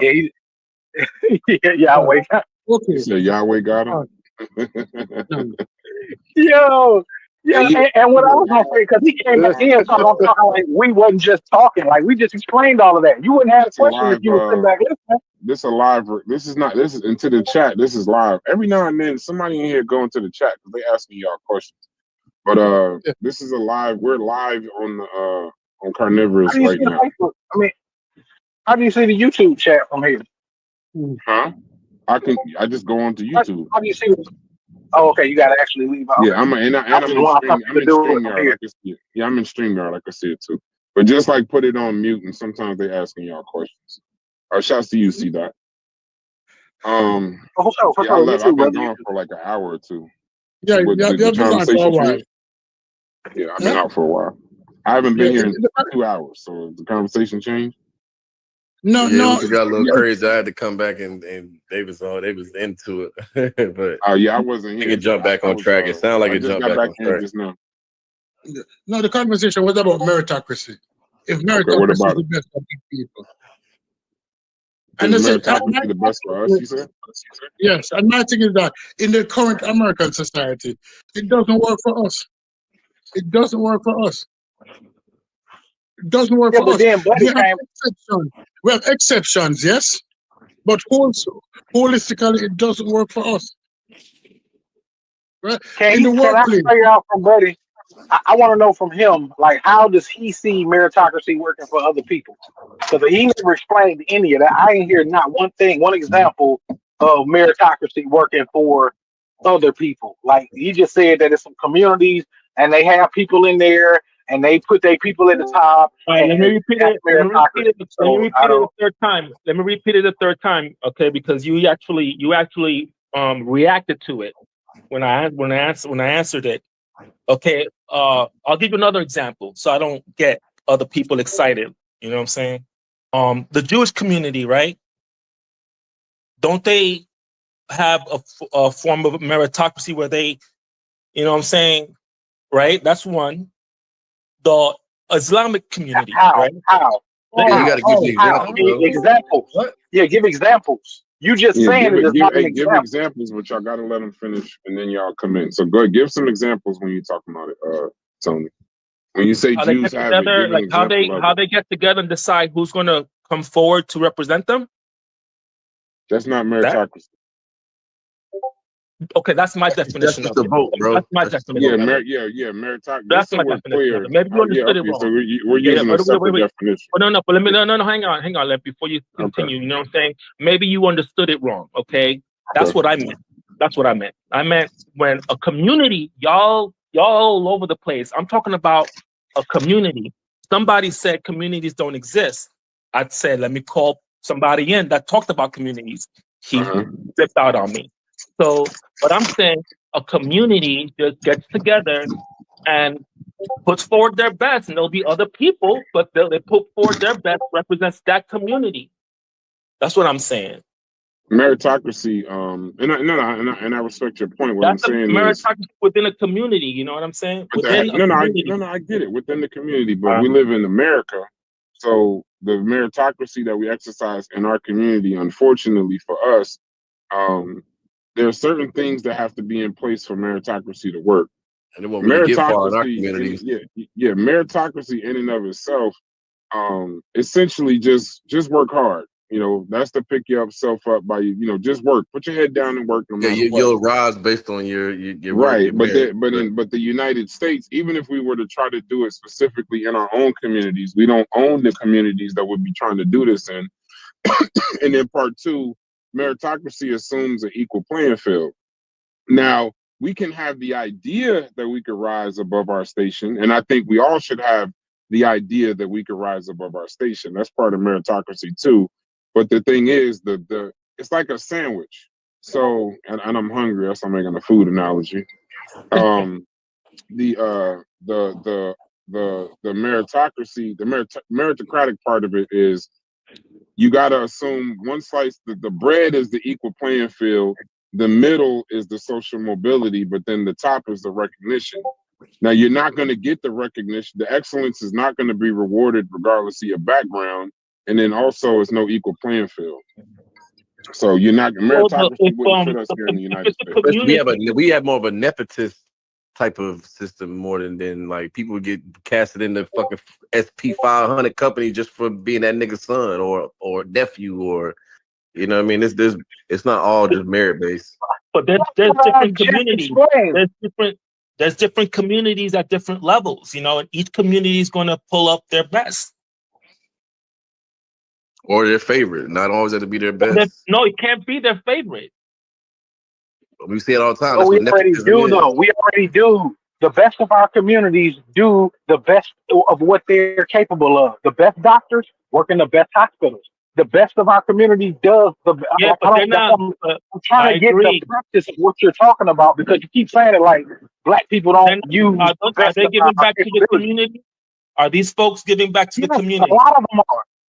A lot So of what's them the are, problem but then? it would depend on. Listen, What's the it would problem depend on then? what you would classify. Listen, bro, it would depend on what you would classify as community.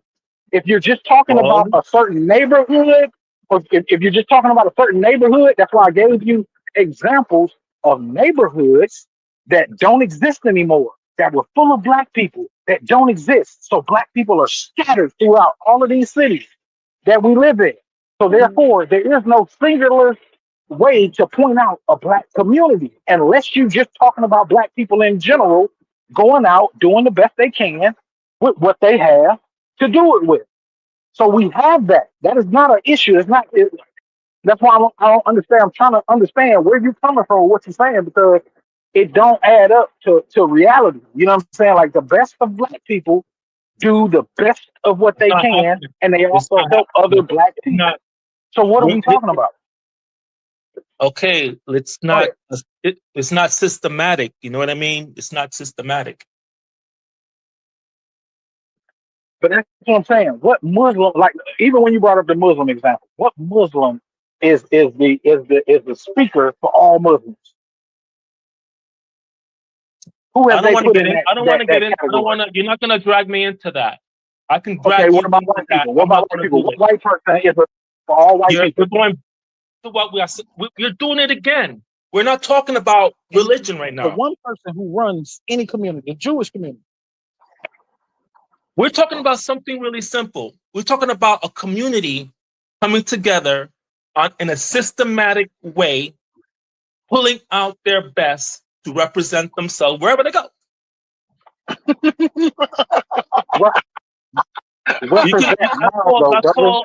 That's called appeal to ridicule. When you laugh, appeal to ridicule because you can't answer that. I'm not, brother. That's not me laughing. I'm still trying to figure out. Somebody is, whoever it is. Don't worry. Whoever it is. I get laughed at too. It's just what it You know is, what bro. I'm saying? That's never going to happen. I know it's funny. No. I just want you to give me some, like, I want you to show me so that way I have something that I can work off Show of. me Show me the what? right I just people, explained the to right you. person. No. But that's what I'm saying.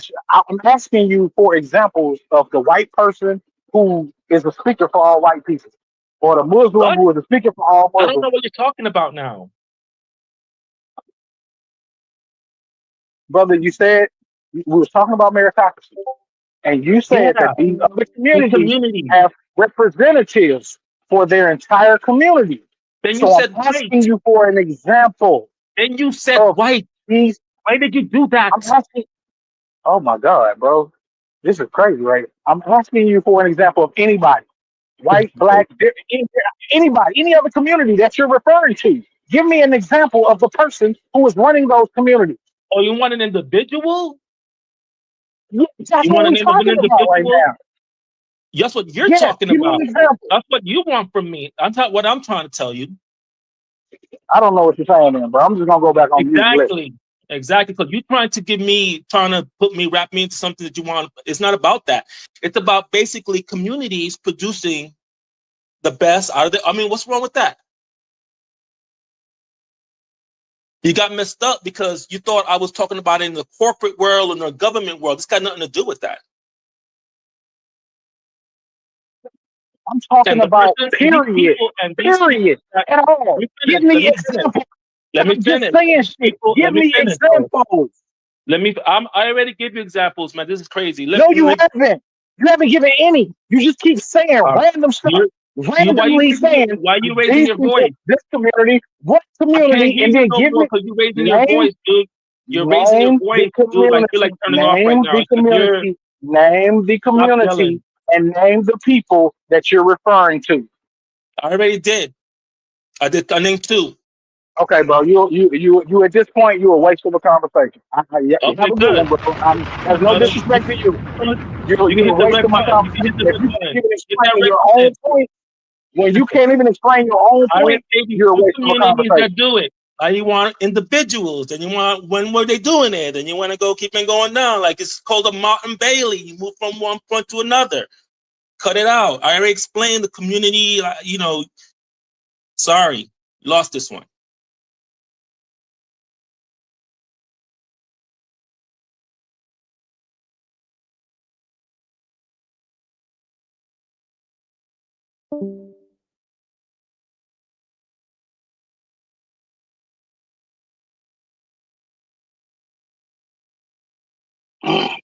Ladies and gentlemen. Is anybody watching the game tonight? Who playing tonight? Who winning in the fantasy football league so far?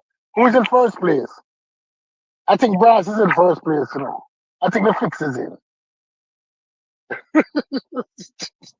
Yeah, Brass is underhanded. You know, using backdoor trades and shit.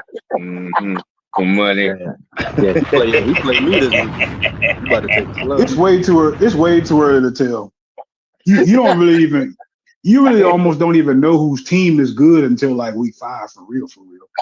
Like you gotta let the ball roll and see who really getting touches. Let people establish their role on teams and shit like that.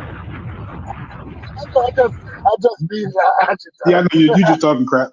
No, this was a hell of a topic, yo. I wish we had kept it together a little bit longer. Because somewhere in there we got off the rails, but man, for a little while we was cooking. Like even with the people who like we didn't agree with, we gave them space, let them say it, and you know we had some good like rebuttals back and forth. And it started getting crazy, but this was a hell of a fire conversation. Yeah, Yeah, this is a good Real topic. good. Yeah, this is a good topic for sure. Yeah. It's a pull yourself by the bootstrap argument. And we know that don't work. That don't work. So all the white farmers they're Look, hey, crying. Stu Peas, is it possible you can incorporate both? Why can't we do two things at the same time? Like, why can't we draw? Why is it that we have to operate on such a like that or that? Yo, Peace, give me your email. I want to send you my picture, bro. I got We're doing both. I want to send you the way I look. You know what I'm saying? Because it's so important to you. That don't even sound right, You know Joe. Yeah, I was about to Moving say. right You're the along. one that asked for it. I'm gonna DM you my picture, yo. Get out of here. You're the one that asked for it, though. Yo, this nigga asked for it, bro. He was like, let me see your picture. It's a lot of pauses. That's a lot of pauses, yo.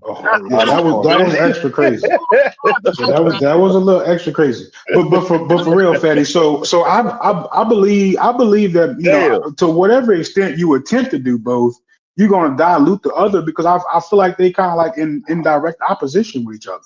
So like meritocracy would prefer to keep things a lot closer to the way they are without addressing those systemic issues and still have the benefit of filtering out our best and putting them into their environments, right? What the opposite would be. My bad. Go ahead. I'm almost done. What the opposite would be growing our environment and allowing us to kind of dictate, hey, what do we do with our best? You get what I'm saying? Rather than literally pigeonholing our best into the best thing that they can do with that is go serve purposes that don't have nothing to do with us. You see what I'm saying? Like there's got to be that in there. So that's why I feel like you can't put the emphasis on both sides, right? And if you stay in the middle, you wind up doing nothing. Well, I sent sources showing that that's why I just want you to read the sources I sent. I ain't just talking. That's what I'm saying. When we talk about shit like this, I wouldn't even speak on it if I didn't read it already and see how it's very effective. And it doesn't like it addresses everything that you're speaking on. And they're saying that in the source I sent you, they talk about how like most people think that these this meritocracy versus inclusions are like mutually exclusive, and it's not. And shit has been put into play already to show when you incorporate both and emphasize both. Because again, bro, in Black communities, these teachers, they have to promote excellence, bro, for all students. And if you're gonna sit up here and say when you talk about quotas and money being allocated, a lot of these teachers, they just let students go by half the time.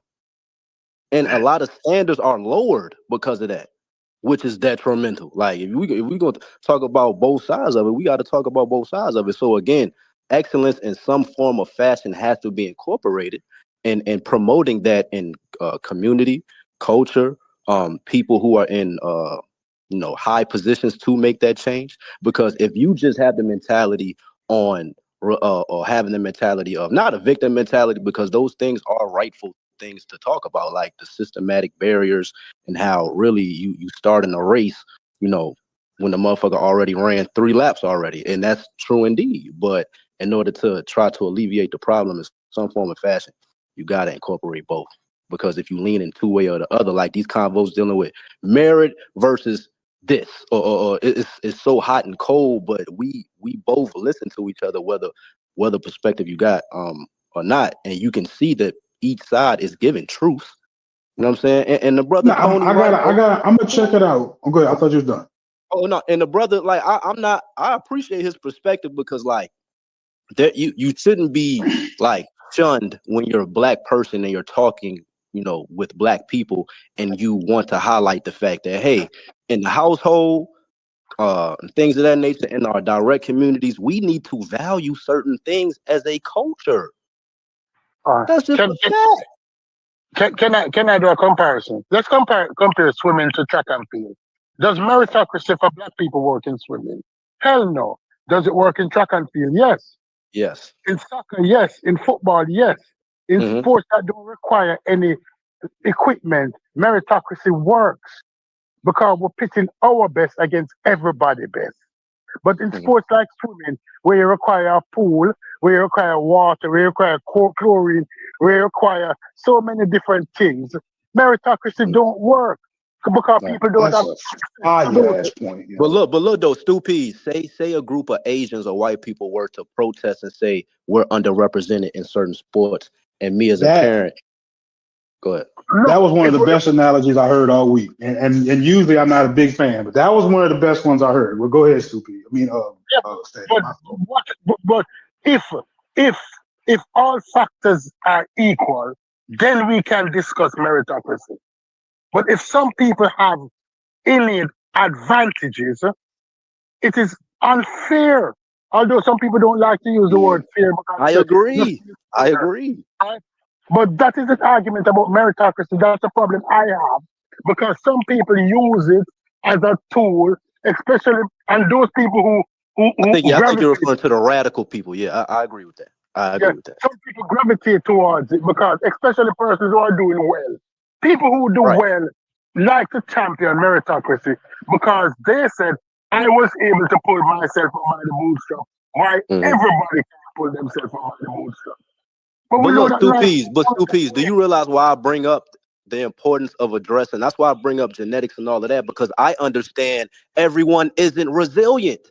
Everyone varies, because I did some. I know that the other person probably can't do something and vice versa. So how do you create a system of equity and equality when so many people vary individually? Right, but that's the middle ground. No, that is the middle ground. That you're going to have mediocre people in high position, and we have brilliant people in high position. And when it comes to certain positions, certain persons are going to fail and certain persons are going to excel. But certain persons will never get the opportunity. You'll never know how good they are. Right. But that's why creating pipelines based off excellence and incorporating cultural differences. If black people or the education system or whatever can create a pipeline to address the things you're talking about, going to the worst of the worst communities and, finding variables to find certain black children and black children at large to help maximize their potential. I don't see nothing that's wrong with that. Like, so Fetty, well, let me get back in. So Fetty, what does this pipeline do? Does it like produce more qualified African Americans, or does it just seek out the qualified African Americans? It actually does both. It does both. Okay, so how does it help produce more? Because it produces more because it incorporates things like y'all talked about, like in dealing with IQ tests and standardized tests. They want to incorporate cultural differences and how different cultures learn differently and things of that nature. So they want to implement that on the ground level at young ages and stuff like that. And it's shown that it's worked. And at the same time, promote those people who may not be outliers in the classroom, but to still be prepared to be in a diverse environment. AKA when that black child leaves his immediate environment and assimilates, he's still going to have the tools to know how to operate, whether they're in a room full of white people, Asians, or whatever. So they're trying to, like I'm saying, read it, bro. They talk about all of that. I've never heard that before. That's why I was asking you the question. So and look, I hate to bring this into what that says. I hate to bring this into that's like Go ahead. I hate to bring it to it because I'm not going to talk about it that much, but in the section of the bell curve, they say when controlling for the things that a meritocracy society would, they found that black people was at positions at a higher rate than white people. So when you factor I'm in gonna leave that part out. Oh, go ahead. I'm saying when studies have shown when you factor intelligence and outlier scores, they find that black people outnumber other groups. So it's like and again, I heard Stu Pease a couple of days ago say you can't save everybody. Remember we was talking about education, that really you can't save everybody, and the ones who are the outliers in the class needs to be in a more class that's not homogenous based off just them being black. Like we talked about all this. You know what I mean? No, So in and reality, I'm gonna take a page out of Sheffrin book right here, right? Because this is how Sheffrin kind of sort of shows me that he's not like trying to kill me. You know what I'm saying? He'll say shit like, "You kind of fucked that up," but he ain't gonna sit there and be like, and go back and forth with me over an hour because he's not making it personal, even though he just reminded me, "Hey, you might have messed up a little bit somewhere." So what I'm gonna do, I heard you in the bell curve stuff, and I'm gonna just keep it back on the regular stuff that we've talked about. I'm on your side, so I'm saying that ties that would be. again. If you ain't understand what I was saying, like tying that No, analogy I back, did hear you. I just wanted to give you a incorporating. compliment before I Oh, started okay, talking. That's I all. got you. Yeah, Yeah. I just wanted to reaffirm we in a good spot.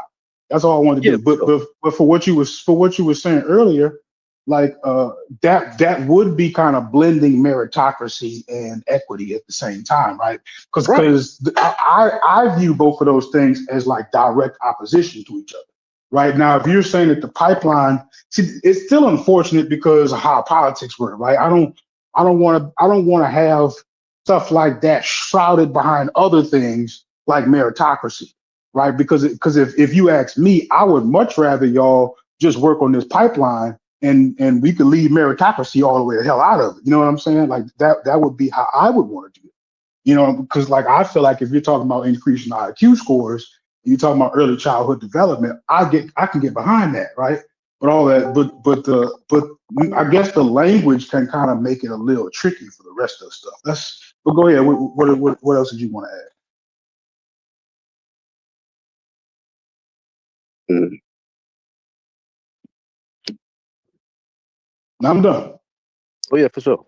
But yeah, this is definitely a good convo. I think instead of like again, somebody whenever we talk about things that we can do on our own, I think that's what the meritocracy, even though it's not a direct correlation, meritocracy can be used as another word like excellence. So again, if you're black and you want to promote excellence and not lowering a standard, just to have us sitting at the table, I think we should hear more black people out who got those perspectives, man, instead of just thinking, oh, you think that you a coon and all that. That's all I'm saying.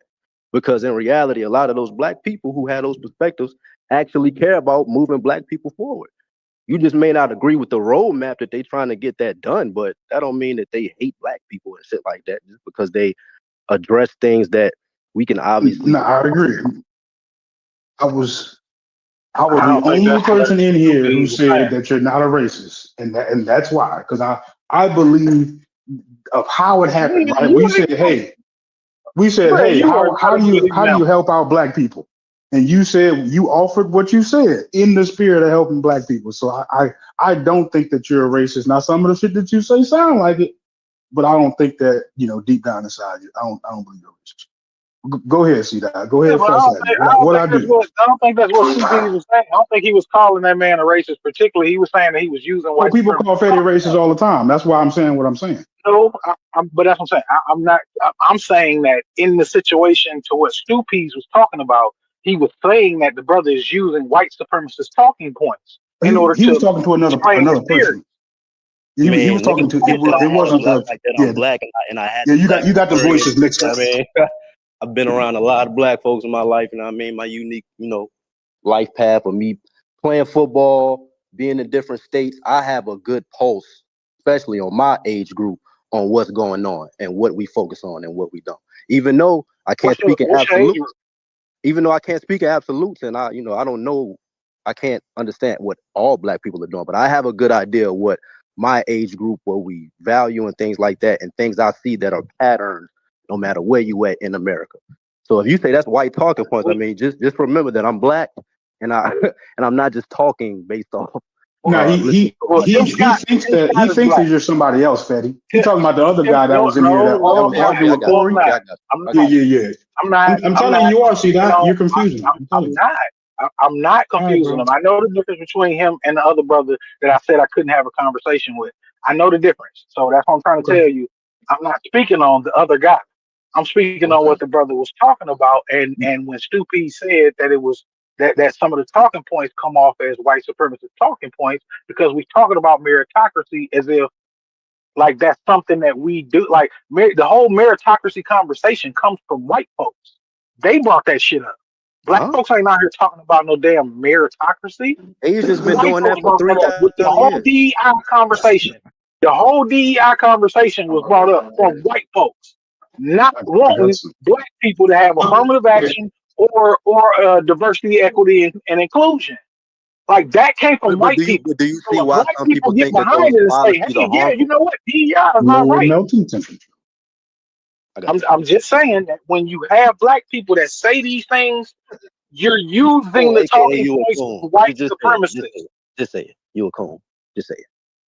Who a coon? No, I'm saying if you have any talking points, no, I'm saying if a lot of black people feel, you just said it.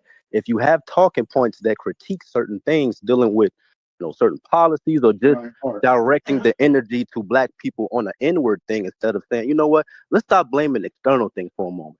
Let's huddle up real quick and see what can we do as a team to make our situation better. To a lot of black people, why are you doing you will be labeled. Hold on, you will be labeled as giving white supremacy talking points in the cool. No, because you have to go with what started the conversation. Number one, it's always gonna go off of what started the conversation. This video was titled "R.I.P. Charlie Kirk." Okay, so I'm off the dribble. I can already know that this conversation was started. The beginning of the conversation was started based on shit that Charlie Kirk has spoken about. Oh no, we've been talking about DEI like for months. Like Chef Wait, let me land it because I'm telling you why somebody would say you're giving white supremacists talking points. So I want you to understand why, and it's not based on somebody just being brother. It's not just based on somebody being able to call you a coon or a Sambo. It's based on white people using these talking points against black people. So when you adopt these same talking points that white people use against black people, then automatically other black people who have heard these talking points on a regular basis are going to assume that you're getting your talking points from these same white supremacists. Because that's not really fair though, because you already excluded black people. So like you exclude, it's not a fair fight because you automatically said like, okay, any black person that's spewing this is doing this. And if the white person is saying that, you echoing what they saying. But what if I were to tell you, what if it's just certain humans that feel this way? Why does everything have to be again so hot and cold, bro? In these conversations, but I'm not. Bro. That's what I'm saying. I'm not making that. I'm explaining to you where the rationale comes from. You don't see how that rationale is you're using faulty? No. Okay. Because it makes sense. If somebody is using the same talking points of the people that's been antithetical to Like what? What's my talking point? Then of course, why would I not say, well, you getting that talking point from a white supremacist? So white supremacists trying to change the black community? I ain't know that. Because again, like I think what's important is what you do in real life. What do you mean? You didn't know white people were trying to change the black community? No. I'm saying in my real life, I can't be called a coon or whatever because I actually help the black community. And I can show you in a No, I never called you a coon. I'm not saying you said that. I'm saying no. Listen. I'm saying that premise is faulty because I would automatically give a rebuttal and say, hold on, let's apply real life for a second. How can a person on the internet who's so pro-black, this, and police everything somebody say, right? How can you call somebody a coon or whatever you saying based off their talking points if you don't even know what they do in real life? This is what I'm saying. You keep reverting back to that same talking point that's not being used. Again, I don't know any white supremacists or anybody who's doing what I'm doing. Bro, I let you talk. When I start talking, just let me finish, and then I'll let you talk back. Go ahead. You know what I mean? If you cut me off every time, I don't understand how you can get what I'm saying. And all I'm trying to tell you, I'm not calling you a Sambo or a coon. What I'm trying to tell you is that the reason someone would come to the conclusion that you're using white supremacist talking points is because white supremacists have been using them.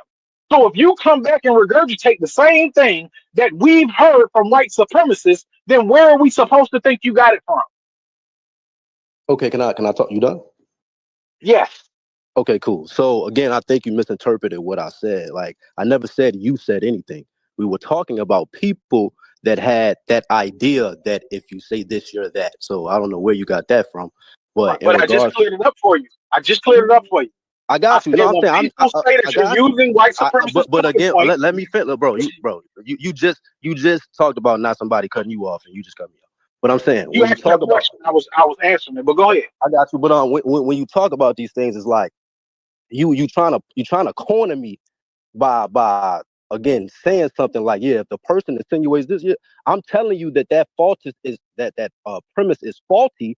If I go further into detail and say, let's really talk about the conversation. So that's why I say I find no validity in a person on the internet hearing my talking points and saying, oh, you're this, you're that. Because if you peel the layers back, most of these niggas who have these talking points against me ain't doing shit in real life. So I don't care. Like that's all I was saying. Right. But that's what I'm saying. That wouldn't, like, I don't fit that box. So therefore, I don't know if that was like a shot or something like that or whatever. But I Bro, don't are fit you that box. listening So to it what I'm has nothing saying? to I do with said me. this isn't But I'm saying, directed to you. Can you listen, bro? Like I got said you. this I got isn't you. to That's what I'm you. saying. I got you. I'm Okay, not but attacking you, brother. I'm just talking to you. you Okay? I'm saying you feeling offended, but I keep trying to make the I'm disclaimer. not I'm not talking offended. about I'm you. talking to you. I Bro, you never literally said you just was said, I talking to don't know me. if that was I'm a not shot, offended. bro. You literally said, I don't know if that was a shot. Let's slow down. You literally said, I don't know if that was a shot. You're not listening to what I'm saying, bro. That's what I'm saying. We be talking past each other so much in conversations, just in this Discord overall. I literally made the disclaimer 3 times. This isn't directed towards you. And at the end of that, you said, I don't know if it was a shot. Like, come on, bro. That's all I'm saying. But go ahead. Okay. I think you want to lean on stuff too much, but it's all right. You know what I mean? Still, the basis of my conversation is the fact that you saying white supremacists or things that white supremacists say will automatically Give me some lead to a detail. Give person me some who details. listens to What do white I be supremacists. saying? Like, what do I say that's so white supremacy? Like, I don't get it. I didn't say you said. I'm like, I think you so busy trying to respond and No, not bro, I'm actually telling you hearing that what I'm premise saying that to you. you're talking about is faulty. So I already established why. So I'm trying to figure out why we keep.